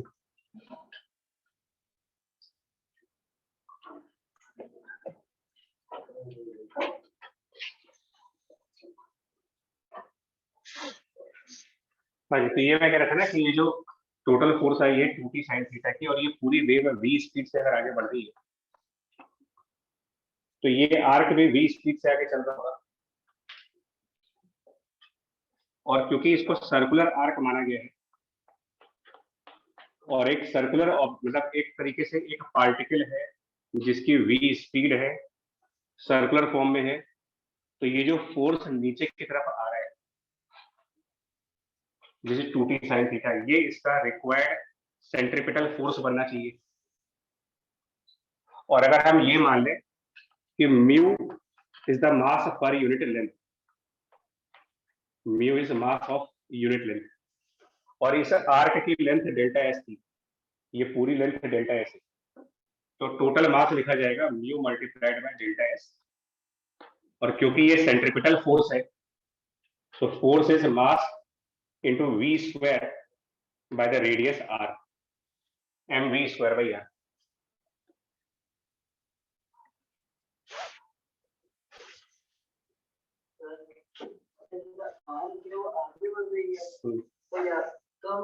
तो सभी मोशन बेसिकली काम करती है। क्या चीज?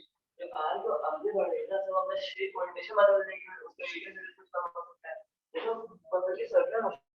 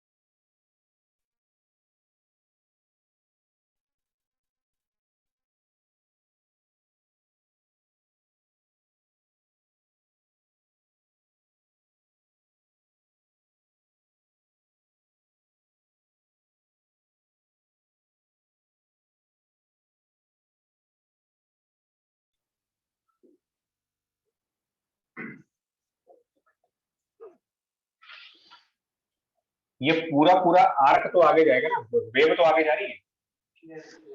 तो थोड़ी देर बाद क्या सिचुएशन होगी, देखो थोड़ी देर बाद आप इस पूरे ग्राफ को फॉरवर्ड शिफ्ट कर दो, पूरा पूरा ग्राफ, अगर ये पूरी पूरी वेव आगे शिफ्ट करेंगे तो जो बिल्कुल लेफ्ट साइड पर पॉइंट था वो राइट साइड आ गया, ये सब आगे चले जाएगी।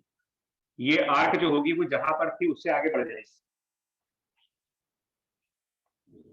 मतलब ये कुछ ऐसे बन जाएगा, क्योंकि ये वेव अगर ट्रेवल कर रही है तो एक तरीके से ये जो माउंटेन यहाँ पर बना है, ये माउंटेन आगे चला जाएगा, क्रेस्ट आगे आ जाएगा। तो जिस आर्क को मैंने यहाँ पर हाईलाइट किया था वो आर्क अब कहाँ पहुंच गया, जिस आर्क को यहाँ पर हाईलाइट किया गया था उस आर्क की अगर हम बात करें तो ये वाला आर्क आगे शिफ्ट कर गया, और जहां पर ये आर्क था उसकी जगह इसके पीछे वाला सेगमेंट आ जाएगा, मतलब इसके पीछे वाला सेगमेंट यहाँ पर आ गया, मतलब इसके प्रीवियस सेगमेंट को अगर मैं येलो कलर से कर दूं और इसको ऑरेंज कलर से किया है तो ये जो ऑरेंज वाला सेगमेंट था वो ट्रेवल करके आगे चला गया, और जहां पर प्रीवियसली ऑरेंज वाला सेगमेंट था वहां पर अब येलो वाला सेगमेंट आ गया, ये तो मान सकते हो। और इस आर्क को सर्किल माना गया, इसी को तो सर्किल माना था हमने। ये जो मैंने आर्क चूज किया था इसको एक सर्किल बना है जिसका रेडियस आर है। अभी ये येलो वाला सेगमेंट पीछे है, ऑरेंज वाला सेगमेंट यहाँ पर है, थोड़ी देर बाद ये ऑरेंज वाला सेगमेंट आगे चला गया और जो पीछे येलो वाला सेगमेंट था वो उस ऑरेंज वाले सेगमेंट की प्लेस पर आ गया। तो क्या ये नहीं कह सकते कि at this moment the orange segment has come on a circle of radius r, नहीं कह सकते इसको। जो ये येलो सेगमेंट था ये इस सर्कल से पीछे था, थोड़ी देर बाद ये वाला सेगमेंट इस प्लेस पर आ जाएगा, यानी ये वाला सेगमेंट एक सर्कल के ऊपर आ जाएगा, ऐसे सर्कल के ऊपर जिसकी स्पीड v है और ये जिसका रेडियस r है और ये v स्पीड से आगे बढ़ रहा है। तो उस हिसाब से इसको सर्कुलर मोशन का एनालॉग लेकर के और वेव स्पीड को डिराइव किया गया under root of t by mu के हिसाब से।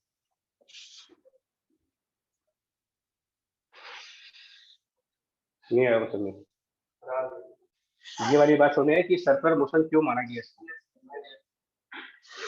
चलिए अब इसके ऊपर क्वेश्चन है। Speed under root T by mu होती है, ये जनरलाइज फॉर्मूला है। Speed under root of T by mu का जनरलाइज फॉर्मूला है। इसके ऊपर कुछ क्वेश्चन करोगे, कुछ क्वेश्चन। फॉर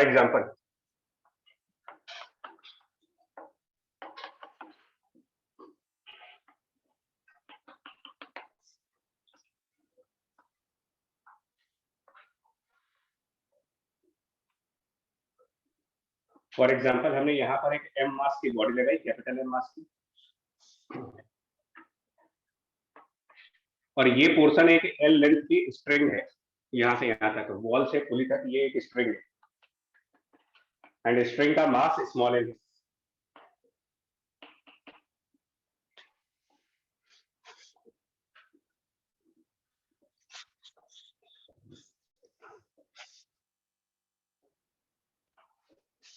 अब बताओ इस स्ट्रिंग के अंदर कोई वेव कितनी स्पीड से चलेगी। अगर कोई वेव इस स्ट्रिंग में बनाई जाए तो वो वेव कितनी स्पीड से ट्रेवल करेगी, ये क्वेश्चन। अगर इस वाले स्ट्रिंग में कोई वेव हो तो उसकी ट्रेवलिंग स्पीड, और अभी रिजल्ट डिस्कस हो चुका है कि वेव की स्पीड जब भी किसी स्ट्रिंग में कैलकुलेट करनी होगी एक ही फॉर्मूला यूज करना है मेरे को, root of T by mu. यानी दो चीजें पता होनी चाहिए, मास पर यूनिट लेंथ क्या है और टेंशन फोर्स कितनी है। तो वेव जिस स्ट्रिंग के अंदर है, वेव इस वाले अगर स्ट्रिंग में है और इसका मास स्मॉल m है और इसकी लेंथ l है, तो इसका मास पर यूनिट लेंथ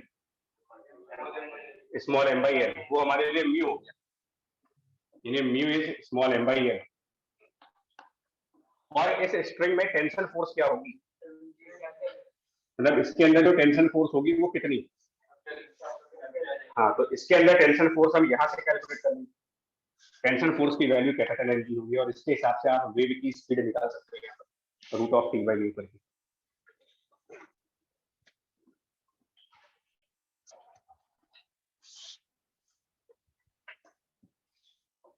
ठीक है, ये आसान सा टॉपिक है, मतलब मैकेनिक्स आएगी इसमें टेंशन फोर्स निकालने वाले कंसेप्ट आएंगे।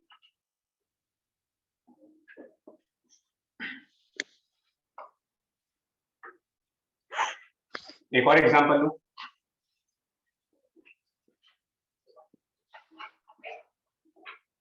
एक स्ट्रिंग बिल्कुल वर्टिकल डायरेक्शन में हो, स्ट्रिंग एग्जैक्टली वर्टिकल है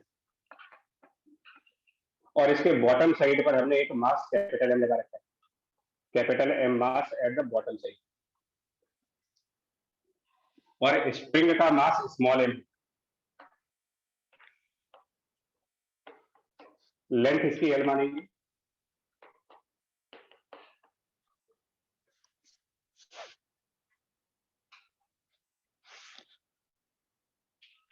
पहले तो मैकेनिक्स वाला क्वेश्चन पूछ रहे मुझसे, अभी वेव वाला नहीं, मैकेनिक्स का क्वेश्चन है। किसी रैंडम से पॉइंट पर टेंशन फोर्स कितना लग रहा होगा, यहाँ पर बताएं। Tension force small x distance ऊपर वाले पॉइंट पर क्या होगी बताइए, value of the tension force. ये न्यूटन लॉ के चैप्टर में बताया जा चुका है, इसमें टेंशन फोर्स कैसे निकाला जाता है।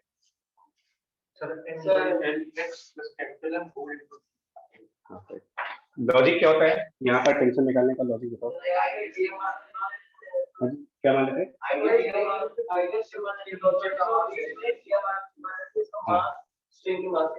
राइट, या यूं भी कह सकते हो कि यहाँ पर जो टेंशन फोर्स होगी वो इसके नीचे वाले वेट की वजह से होगी। एक वर्टिकल स्ट्रिंग में टेंशन फोर्स किसी भी पॉइंट पर जो होगी वो उसके नीचे जितना वेट होता है उसकी वजह से होगी।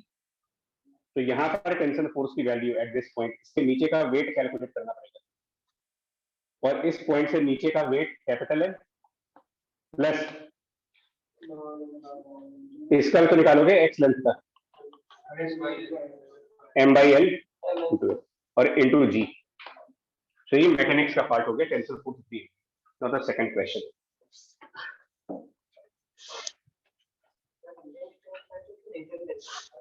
नहीं बता तो रहे ये जनरलाइज है. Now the second question.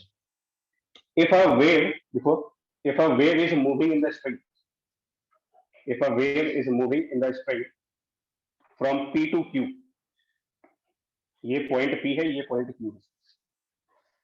If a wave is moving from point P to point Q,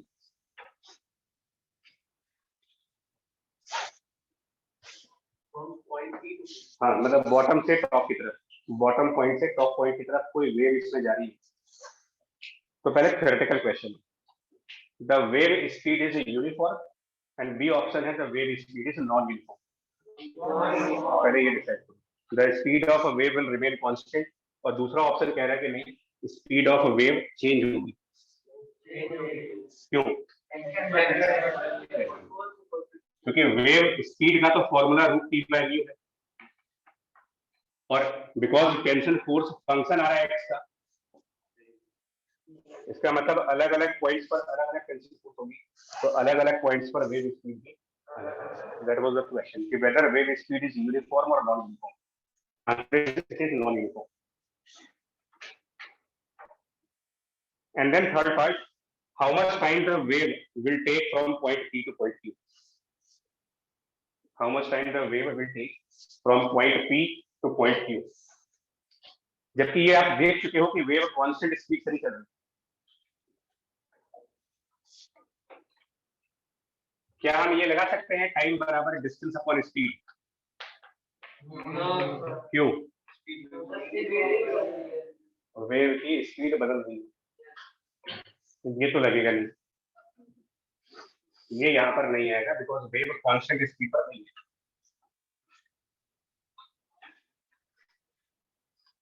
तो हम करेंगे क्या, जिस टाइम वेव यहां पर होगी, नोटिस करो, जिस टाइम वेव नीचे से x डिस्टेंस ऊपर आ चुकी होगी, मतलब यहां कहीं पर जब कोई वेव आएगी, नीचे से x डिस्टेंस पर अगर कोई वेव आ गई, तो यहां पर वेव कितनी स्पीड से चल रही होगी.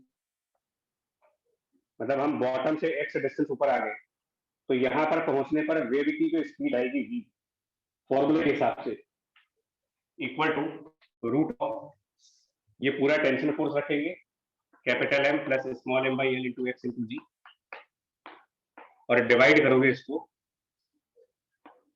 Mu which is mass per unit length, यानी कि small m divided by l.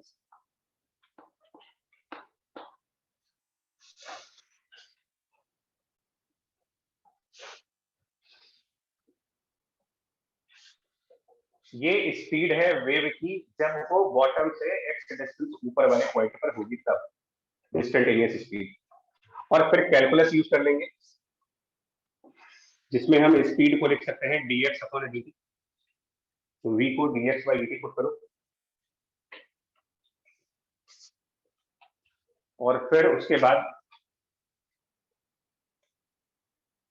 उसको जब dx/dt रखेंगे तो हमारे पास कुछ ऐसा टर्म आ जाएगा, dx divided by root of capital M plus small m/l into x, और राइट साइड पे टर्म आ जाएगा root of gl by small m into dt. ये राइट साइड पे टर्म आ जाएगा, और फिर दोनों तरफ का इंटीग्रेशन लगाना होगा. टाइम को 0 से t तक. x की लिमिट क्या रखोगे, कहां से कहां तक? 0 से. अब यहाँ पर फिर आपके लिए प्रॉब्लम है कि ये इंटीग्रेट कर पाओगे कि नहीं कर पाओगे.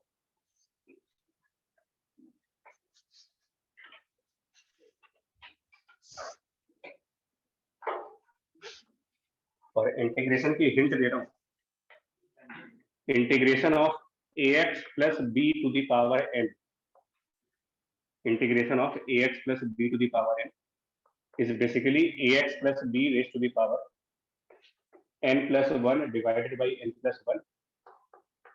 पावर रूल है, और जो x का कोफिशिएंट है वो डिनोमिनेटर में आ जाएगा. ये इंटीग्रेशन का फॉर्मूला है. तुम लोग को वैसे भी हमने लोग टेबल रखते ही अपने साथ 100 बार पूछ चुके हैं कि उस टेबल का प्रिंट करा के हमेशा अपने पास रखिए.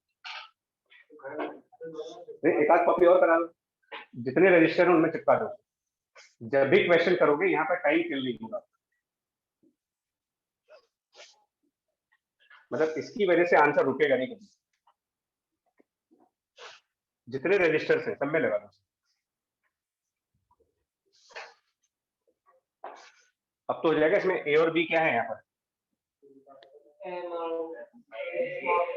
ये ए हो गया, ये बी हो गया, तो अब तो कर लेंगे इसके आगे लिमिट करके।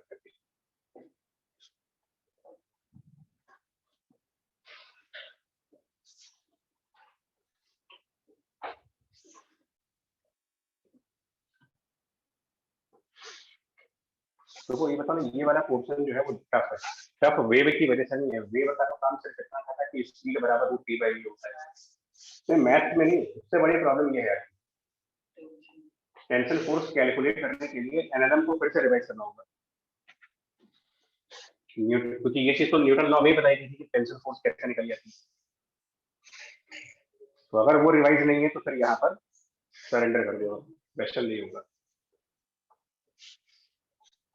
स्ट्रिंग्स में टेंशन फोर्स कैलकुलेट करना नहीं आया तो कोई मतलब नहीं।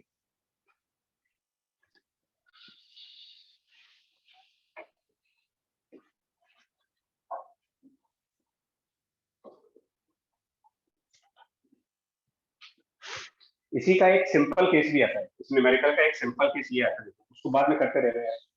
इस न्यूमेरिकल का एक बहुत सिंपल सा केस ये भी आता है कि स्प्रिंग है लेकिन नीचे कोई मास नहीं है उसमें।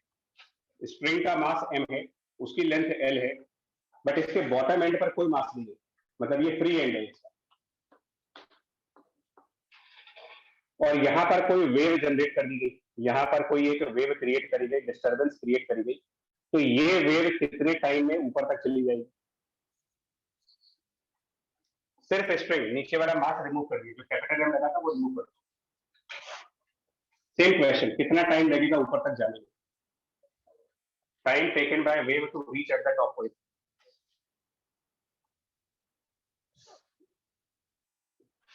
Time taken by wave to reach at this top point कितना होगा?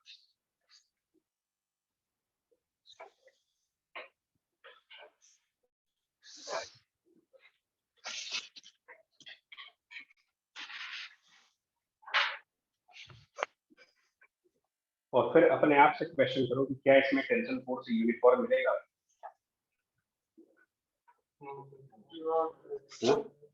यहाँ कितना टेंशन होगा नीचे वाले पॉइंट पर? क्यों? और यहाँ कितना टेंशन होगा? सबसे ज्यादा होगा। तो इसका मतलब टेंशन फोर्स वेरिएबल है। टेंशन फोर्स वेरिएबल मतलब वेव की स्पीड वेरिएबल, वेव की स्पीड वेरिएबल मतलब कैलकुलस। तो इसके में क्या करते हैं हमेशा, जब भी ऐसा केस होता है तो किसी जनरलाइज पॉइंट पे जाते हैं। एक जनरलाइज पॉइंट पर वेव की स्पीड निकाली जाए, उसके लिए पहले टेंशन निकालना होगा, पहले टी निकालना होगा, जो एनएलएम के मेथड से आराम से जाना चाहिए, न्यूटन लॉ वाले कंसेप्ट से आराम से जाएगा। हाँ, तो उस पर मैं नहीं जाऊंगा इस समय, क्योंकि मैं फिर बोलूँ जिनको नहीं याद है वो थ्योरी रिवाइज करो, पिछले लेक्चर रिवाइज करो, but tension eight this point will be now m by l x into z। ये अगर आपको समझ आया तो ठीक है, सही है कि? Now wave speed at this point, यहां पर wave speed at this point, wave speed is, तो आंसर है रूट ऑफ जो टेंशन फोर्स उस पॉइंट पर है m by l x into g और divided by mu which is mass upon length m by l, तो cancel होकर के wave speed root of gx आ जाएगी। ये काफी सिंपल फंक्शन आ रहा है, इसका इंटीग्रेशन भी आसान होगा। मतलब wave speed simply root of gx आ जाएगी और उसको dx by dt लिखना है, dx by dt बराबर रूट gx। ये बहुत आसान इंटीग्रेशन है, इसका तो आंसर बताई दो एटलीस्ट, बेइज्जती ना हो। dx by dt बराबर रूट gx है, तो इसको तो एटलीस्ट इंटीग्रेट करके बता ही सकते हो कितना टाइम है। देख लेते हैं, मतलब ये आएगा dx by रूट x का इंटीग्रेशन बराबर रूट g dt का इंटीग्रेशन 0 से t और ये 0 से l। आंसर पूरा ये आना चाहिए, रूट ऑफ एल बाई जी, ये टाइम आ जाना चाहिए। आ रहा है इंटीग्रेट करके अपने आप। पिछला वाला थोड़ा सा टफ हो गया, देखो नीचे कैपिटल एम का मार्क्स लग गया, हाँ बस उतना ही है और कुछ नहीं। और उसी में अगर आपने सही इंटीग्रेशन किया हो, कैपिटल एम को 0 करके देखो, क्या यही वाला आंसर नहीं आ रहा होगा? अगर पिछले आंसर को सही सॉल्व किया होगा तो उसमें कैपिटल एम 0 रखते ही आंसर आ जाएगा।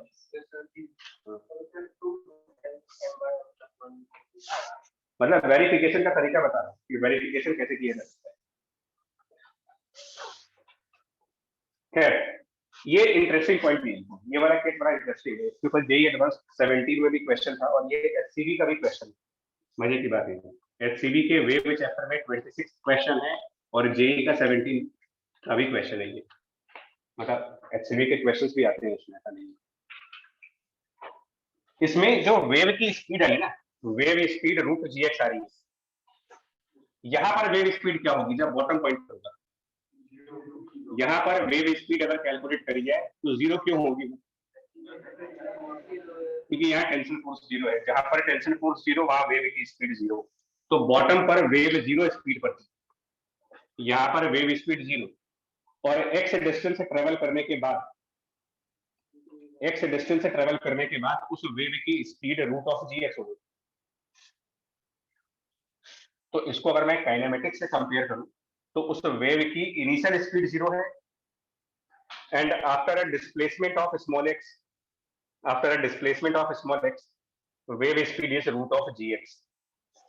मतलब कुल मिलाकर के वी स्क्वायर, वी इसको कह रहे हैं, can I right it 0 square plus 2g/2 into x. अगर ये v है तो v स्क्वायर बराबर 0 square plus 2g/2 into x कर सकते हैं और इसको काइनेमेटिक्स से थर्ड इक्वेशन से कंपेयर करें, u square initial speed 0 plus 2 g/2 is the acceleration and small x is the displacement. Comparing with the third equation of kinematics, with what acceleration the wave is moving. अगर पूछा जाए कि ये wave कितने acceleration से ऊपर जा रही है, g/2, तो g/2 is the acceleration of the wave. ये तुम्हारा डाउट मिल गया होगा जो स्टार्टिंग में पूछा था कि वेव क्या हमेशा कांस्टेंट स्पीड पे चलती है? तो ऐसा नहीं है, वेव मीडियम में एक्सेलरेट भी हो सकती है, वेव मीडियम्स में रिटार्डेड भी हो सकती है। वो डिपेंड करता है मीडियम क्या है, उसकी कैरेक्टरिस्टिक्स कैसी हैं, उसमें फोर्सेस कैसे लग रही हैं, और क्योंकि फोर्स और टेंशन इन्वॉल्व है तो मैकेनिक्स के साथ कनेक्शंस बनना ही है। और अगर ये बात पहले से मालूम हो जाती कि इसका एक्सेलरेशन g/2 है तो टाइम निकालने के लिए हम कैलकुलस का यूज नहीं करते, तो हम s = ut + ½ at² लगा देते। डिस्प्लेसमेंट हो गया x, इनिशियल वेलोसिटी है 0, हाफ एक्सेलरेशन g/2 और टाइम का स्क्वायर, इससे डायरेक्टली टाइम आ जाता है। और डिस्प्लेसमेंट x क्यों नहीं? जब पूरा डिस्प्लेसमेंट कंसिडर हो जाएगा यहाँ पर l, तो सीधा आंसर आ जाता है।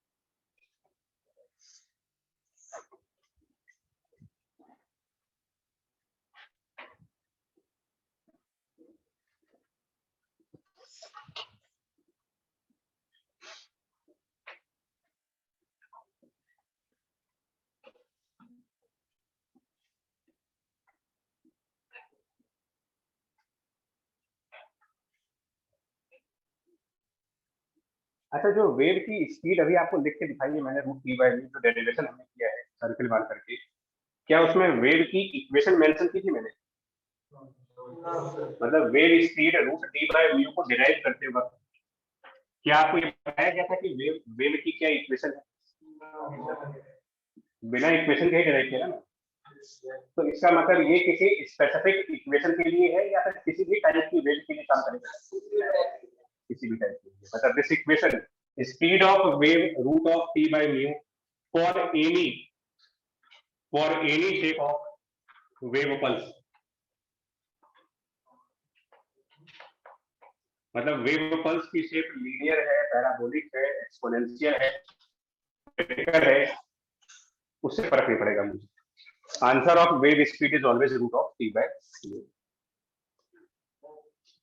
ट्रांसफर की कंडीशन तो होगी, तो स्ट्रिंग में ट्रांसवर्स वेव ही है। हाँ, ये बिल्कुल सही बात है कि it is for any wave pulse provided that is transverse.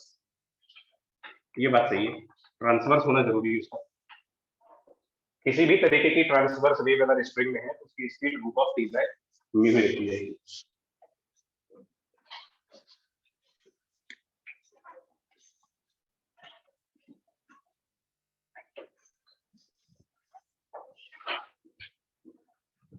इसके बाद आते हैं एक और डेरिवेशन के ऊपर, और ये डेरिवेशन है पावर ऑफ वेव का, एवरेज पावर ऑफ वेव्स और उसकी इंटेंसिटी। थोड़ा सिलेबस आज फास्ट किया है,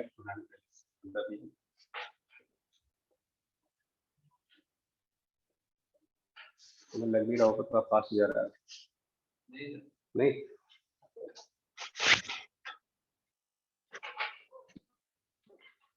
देखो average power of the wave और इंटेंसिटी। देखिए हमने कहा था वेव को क्रिएट करने के लिए क्या क्या चाहिए आपको। एक वेव की नीड किस चीज की है, आपको एक सोर्स चाहिए और एक मीडियम चाहिए और उनका आपस में कनेक्शन चाहिए, कॉन्टैक्ट चाहिए। तो चलिए एक काम करते हैं, मीडियम तो हम स्ट्रिंग मानेंगे, मीडियम स्ट्रिंग है और सोर्स एक ऑसिलेटिंग ब्लॉक है।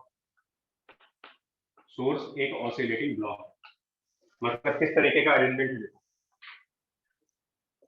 एक ब्लॉक जो सिंपल हार्मोनिकली ऑसिलेट करता हो, और वो कैसे होगा, उसके लिए उसको स्प्रिंग से कनेक्ट कर देते हैं। स्प्रिंग से अटैच करने पर मास ऑसिलेट करेगा, तो ये मास हमारे लिए सोर्स का काम करेगा क्योंकि इसके अंदर एक ऑसिलेशन आएगी, और इससे एक रोप को अटैच कर देंगे, रोप या स्प्रिंग को अटैच कर दीजिए इसमें। तो मीडियम हो गया हमारे पास, ब्लॉक हो गया जो कि सोर्स है, और ये ब्लॉक सिंपल हार्मोनिक मोशन में जाएगा, मतलब ये टू एंड फ्रो मोशन कर रहा होगा यहाँ पर। और जब ये टू एंड फ्रो मोशन करेगा तो नेचुरल सी बात है कि इसकी अपनी कोई एक एक्सट्रीम पॉइंट्स भी होंगे। एसएचएम करना है तो इसका कोई ना कोई एक्सट्रीम पॉइंट आएगा, वो एक प्लस ए साइड पर है और दूसरा एक्सट्रीम पॉइंट इसका माइनस ऑफ ए, मतलब कि कितनी एम्पलीट्यूड का एसएचएम कर रहा है। ए प्लस ए और माइनस ए इसके एक्सट्रीम पॉइंट्स हैं, और यहाँ पर सोर्स अपने मीन पॉइंट पर है। ये सोर्स का मीन पॉइंट है, एसएचएम चैप्टर याद करिएगा। साथ में वेव को ये भी कहा जा रहा है कि the motion of disturbance, motion of disturbance. तो ये सोर्स इसमें क्या डिस्टर्बेंस क्रिएट कर रहा है, ये सोर्स इस स्ट्रिंग में कैसा डिस्टर्बेंस क्रिएट कर रहा है। देखिए अगर ये स्ट्रिंग सोर्स से अटैच नहीं होता, स्ट्रिंग और सोर्स आपस में कनेक्टेड नहीं होते अगर, तो क्या सोर्स के ऑसिलेट करने से इस वाले पॉइंट पर कोई फर्क पड़ता। ये वही क्वेश्चन हो गया कि आप यहाँ के पानी में पत्थर गिराओगे तो दूसरी जगह के पानी में तो वेव आएगी, क्योंकि सोर्स और मीडियम में कनेक्शन ही नहीं है। तो सोर्स का टू एंड फ्रो मोशन होने दीजिए, सोर्स को ऑसिलेट करने दो, ये पॉइंट रिलैक्स करता रहेगा। लेकिन अगर इस पॉइंट को हमने इसके साथ अटैच कर दिया, तो रोप को इस ब्लॉक के साथ अटैच करो, क्या अभी भी ये पॉइंट रिलैक्स करेगा? क्या करेगा? अगर ये ब्लॉक से अटैच है तो क्या करेगा? ये भी ऊपर नीचे जाएगा। तो इस पॉइंट में एक डिस्टर्बेंस ये आ गई कि ब्लॉक के ऑसिलेट करने की वजह से इस पॉइंट को भी ऊपर नीचे जाना पड़ेगा, and that is the disturbance eight this point. This point is disturbed by the block. अगर वो ब्लॉक से नहीं बजा होता तो चुपचाप पड़ा होता, क्योंकि ब्लॉक से बांध दिया आपने उसको, तो ब्लॉक ऊपर नीचे जाएगा तो इसको भी ऊपर नीचे जाना पड़ेगा, क्योंकि आपस में ये कनेक्ट हो चुके हैं। तो ये डिस्टर्बेंस हुआ, और डिस्टर्बेंस कौन सी डायरेक्शन में हो रहा है यहाँ पर? ये पॉइंट डिस्टर्ब होके कहाँ जाएगा? ऊपर नीचे। तो ये वर्टिकल साइड पर डिस्टर्बेंस हो रही है, disturbance happening in the vertical direction. But वो प्रोपोगेट कहाँ पे करेंगी, कौन सी वेव होगी, क्योंकि जब ये पॉइंट डिस्टर्ब होगा तो ये, अगर ये डिस्टर्ब होगा तो ये अपने से आगे वाले पॉइंट को डिस्टर्ब करेगा, ये अपने से आगे वाले पॉइंट को डिस्टर्ब करेगा, तो दैट मीन्स कि disturbance is moving in this direction, but every time any particle after receiving the disturbance will move up and down. तो डिस्टर्बेंस ऊपर नीचे हो रही है लेकिन वो प्रोपोगेट आगे हो रही है, इसी को ट्रांसवर्स वेव बोलते हैं।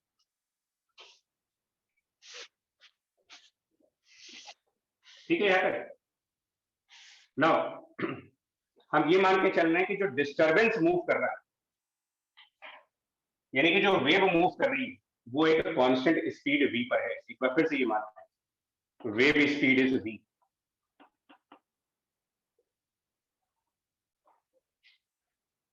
थोड़ा टफ चैप्टर इसलिए है ना यार कि वेव एक्चुअली दिखने वाला टॉपिक तो है नहीं, वेव दिखता तो है नहीं, पानी में जाना पड़ेगा बार बार तभी दिखेगा जब आप पानी के पास हो, ऐसे तो दिखेगा नहीं। तो या तो बीच के किनारे क्लासेस है विद ऑल अरेंजमेंट्स, बीच के किनारे जो भी अरेंजमेंट हो सकते हैं तो लगा दीजिए आपके लिए, बस 4 से 8 क्लास और उसके बाद आग वाग जला के वहीं पर नहीं, तब आपको वेव दिखेगी और भी चीजें समझ जाओ।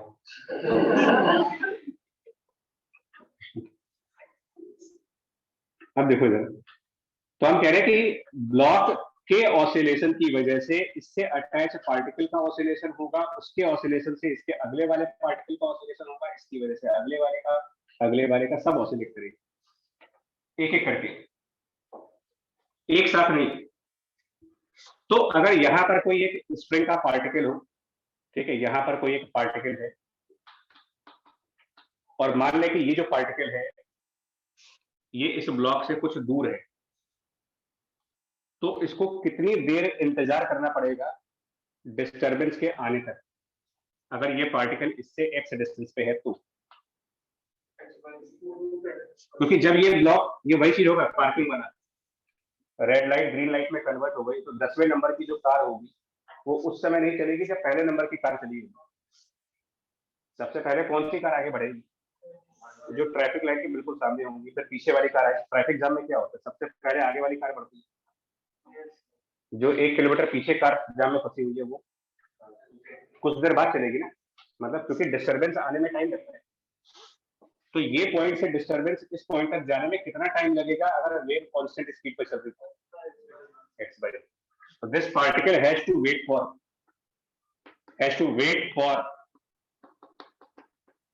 x by v seconds, has to wait for x by v seconds to start the oscillation,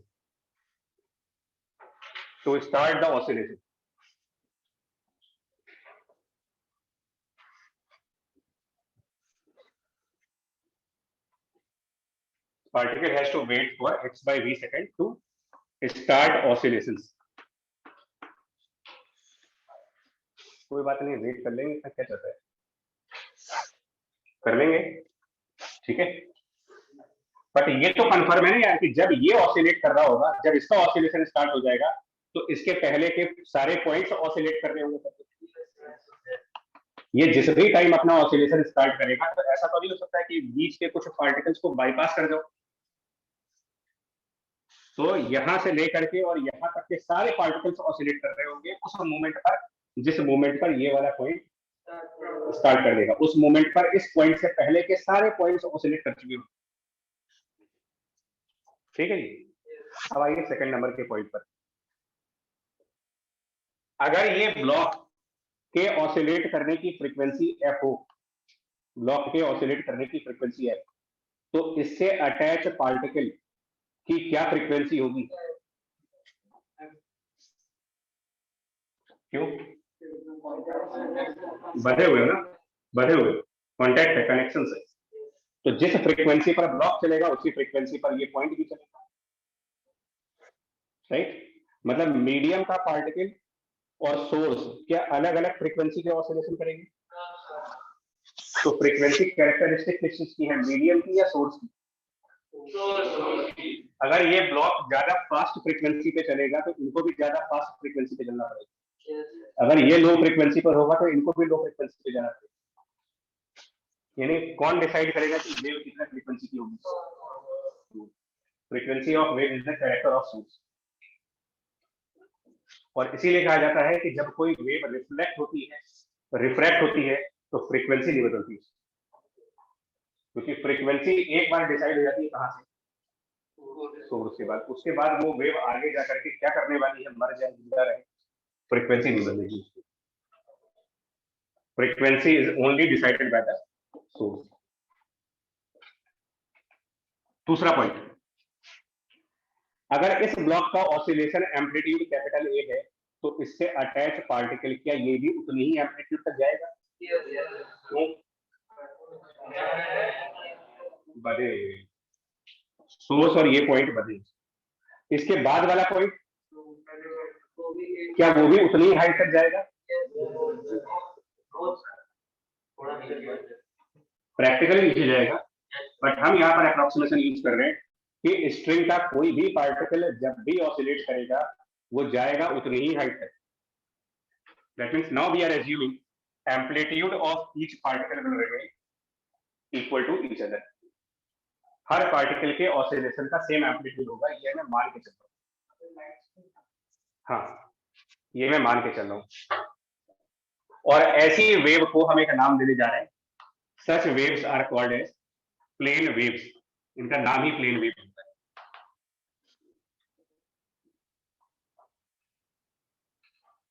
कहीं पर भी न्यूमेरिकल में लिखा हो अ प्लेन वेव, तो इसका न्यूमेरिकल मतलब क्या होगा? प्लेन वेव का numerical sense that each and every point of the string will oscillate with the same amplitude as of the source, right.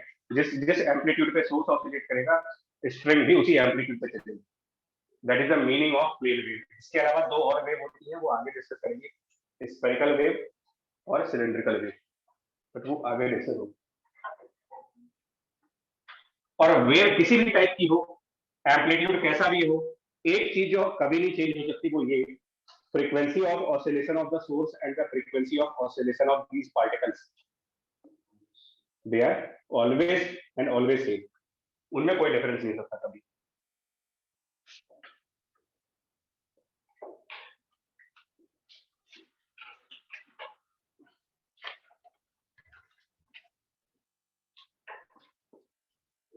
ठीक है जी, यहाँ तक बात सही है? जैसा पूरा सही है, आगे बढ़ो, आगे देखिएगा। नाउ मैंने कहा जिस पॉइंट पर, जिस टाइम पर, सॉरी, जिस मोमेंट पर ये वाला पार्टिकल ऑसिलेट कर रहा होगा, उस मोमेंट पर बाकी के पोर्शंस भी ऑसिलेट कर रहे हैं।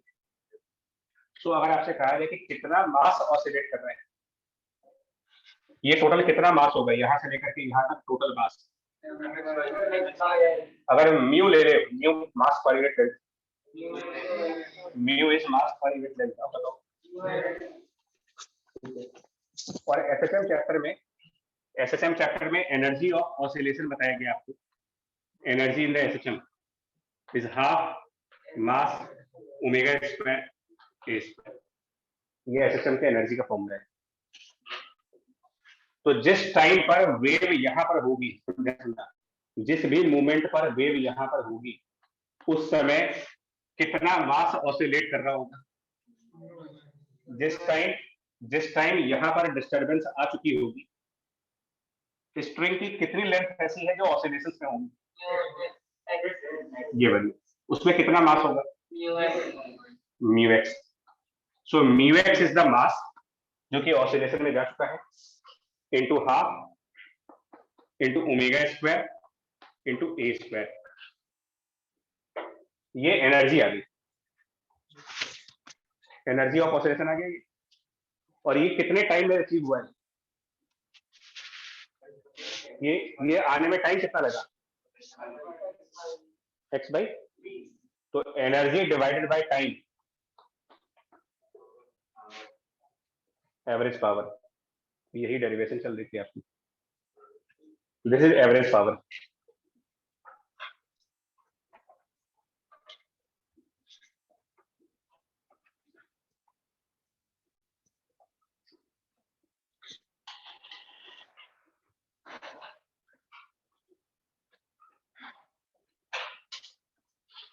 और सिंप्लीफाई करेंगे जब इसको तो एक रिजल्ट जो बनेगा वो ये कि P average equals to 1/2 mu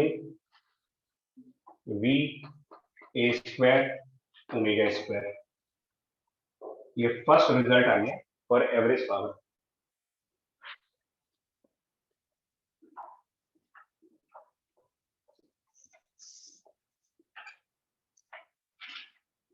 इसमें ये बताइए, इसे डेरिवेशन में डेरिवेशन समझने वाला है, आपको बहुत डिफिकल्ट नहीं है, लेकिन हमने जो एनर्जी का फॉर्मूला लगाया है वो कहाँ से यूज किया है? इसका मतलब आप ये मान के चल रहे हो कि जो पार्टिकल्स है वो सिंपल हार्मोनिक मोशन में है। तो अगर पार्टिकल सिंपल हार्मोनिक मोशन में नहीं होंगे तो एवरेज पावर का ये फॉर्मूला भी नहीं होगा। प्लस ये भी माना गया है कि जिस एम्पलीट्यूड पर सोर्स चल रहा है उसी एम्पलीट्यूड पर पार्टिकल्स भी चल रहे हैं। अब इसको टोटल हम एक नाम देने जा रहे हैं, प्लेन प्रोग्रेसिव हार्मोनिक वेव। अब इसका पूरा नाम ये है, power of plane progressive harmonic wave.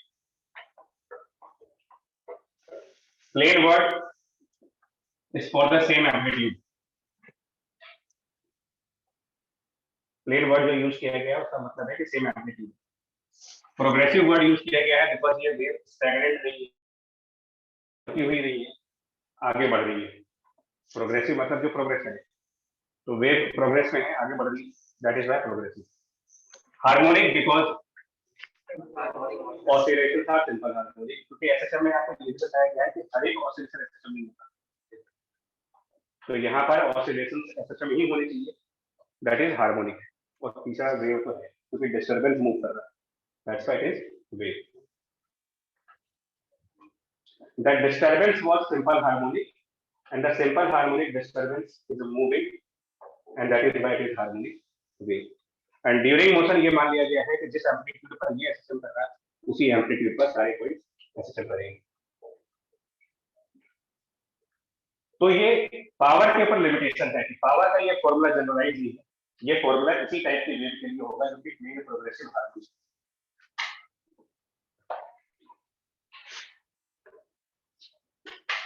और पावर मतलब एनर्जी, पावर मतलब एनर्जी का फ्लो हो रहा है, power is rate of flow of energy, rate of transfer of energy. Power की जो बेसिक डेफिनेशन है, rate of transfer of energy मतलब कि एक सेकंड में कितनी एनर्जी ट्रांसफर हुई। तो कौन किसको ट्रांसफर कर रहा होगा यहाँ पर? एनर्जी का पावर मतलब rate of transfer of energy, और ट्रांसफर के लिए दो लोग चाहिए ना, हाँ, एक डेबिट और एक क्रेडिट। तो एनर्जी का डेबिट कहाँ से हो रहा है और एनर्जी का क्रेडिट कहाँ पे हो रहा है? हाँ, मतलब सोर्स की एनर्जी कहाँ जा रही है? मीडियम में जा रही है। पर सेकंड ये वैल्यू होगी, ये इसका फिजिकल मतलब हो गया कि एक सेकंड के अंदर ऑन एन एवरेज एक सेकंड में ये ब्लॉक स्ट्रिंग में इतनी एनर्जी ट्रांसफर कर रहा होगा, और वो एनर्जी एक जगह पर रुकेगी नहीं, वो आगे बढ़ती जाएगी। तो वेव को ये भी कहा जाता है कि wave is flow of energy. ये भी एक वेव की दूसरी डेफिनेशन है, एनर्जी का फ्लो होना।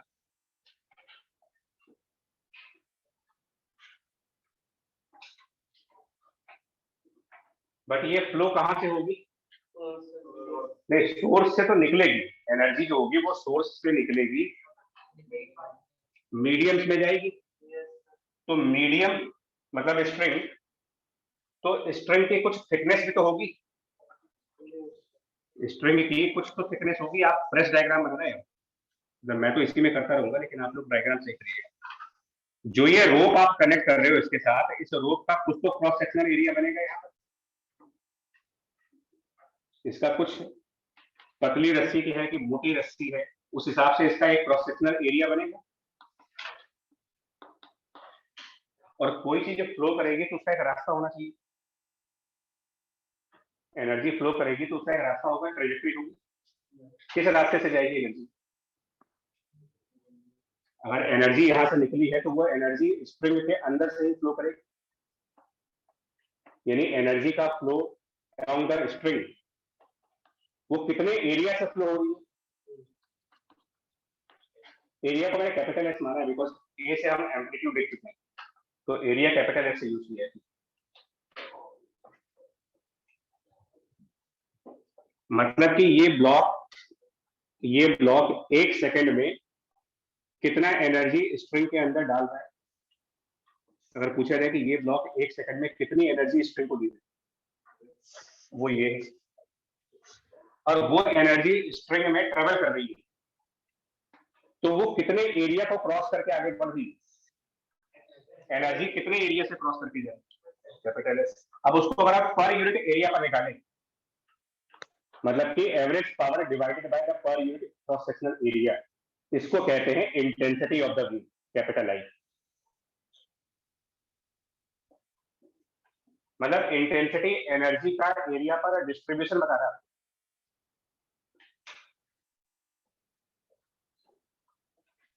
इसको ऐसे समझते हैं, ये बल्ब लगे यहाँ पर, टाइल्स लगी हुई ना, तो इनमें पावर ज्यादा है कि इनमें इंटेंसिटी ज्यादा है। आप मार्केट से जब बल्ब खरीदते हो तो क्या बोल के खरीदते हो कि मुझे इतनी इंटेंसिटी का बल्ब दो या इतनी पावर का बल्ब दो। 100 वॉट 60 वॉट पावर मानते हो ना। इंटेंसिटी बेच सकते हैं कि नहीं बेच सकते लोग। अब आप 100 वॉट का बल्ब, उसकी लाइट को छोटे से एरिया पर डालो और उसी 100 वॉट की बल्ब की लाइट बड़े एरिया पर डालो, तो उसकी इंटेंसिटी छोटे एरिया पर ज्यादा होगी, क्योंकि उतनी ही लाइट छोटे एरिया में डिस्ट्रीब्यूट हो गई। मतलब distribution of energy on the area वो इंटेंसिटी से कवर करते हो, और एनर्जी को कवर करने के लिए हमने कौन सा कंसेप्ट लगा रखा है, सेम एनर्जी बड़े एरिया पर डिस्ट्रीब्यूट कर देंगे अगर, तो लो इंटेंसिटी।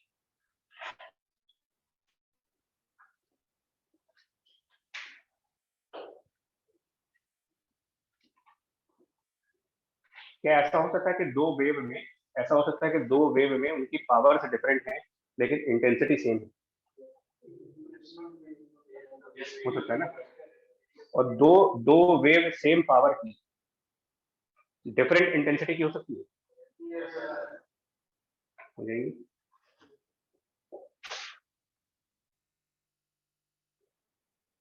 और इंटेंसिटी का सीधा कनेक्शन साउंड के केस में लाउडनेस के साथ होता है। लाउडनेस क्लास 9th में आप लोगों ने 3 चीज जरूर पढ़ी होगी, एक वेव की 3 कैरेक्टरिस्टिक्स, एम्पलीट्यूड और वेव फॉर्म में क्या बोलते हैं, कैरेक्टर्स, पिच और फ्रीक्वेंसी, पिच और लाउडनेस नहीं था, पिच और फ्रीक्वेंसी, और लाउडनेस और इंटेंसिटी, और एक तीसरा होता था एम्पलीट्यूड और wave form. Three characters of the wave, intensity character of the wave होता है, it is characteristic property of the wave.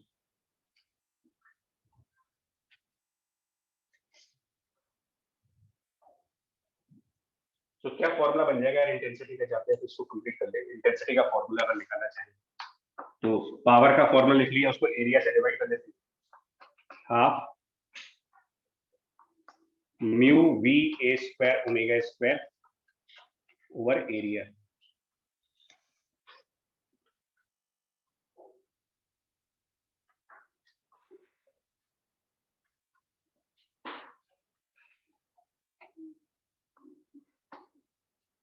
और म्यू क्या चीज है, मास बाय लेंथ। तो एक काम करें, इसको मास से डिवाइडेड बाय लेंथ ही रखें, mu is mass by length, और लेंथ इनटू एरिया क्या बन जाएगा, और mass upon volume, length into area is volume, mass upon volume density. तो फाइनली यहाँ पे जो टर्म आ जाएगी रो का टर्म आ जाएगा, डेंसिटी का टर्म आ जाएगा।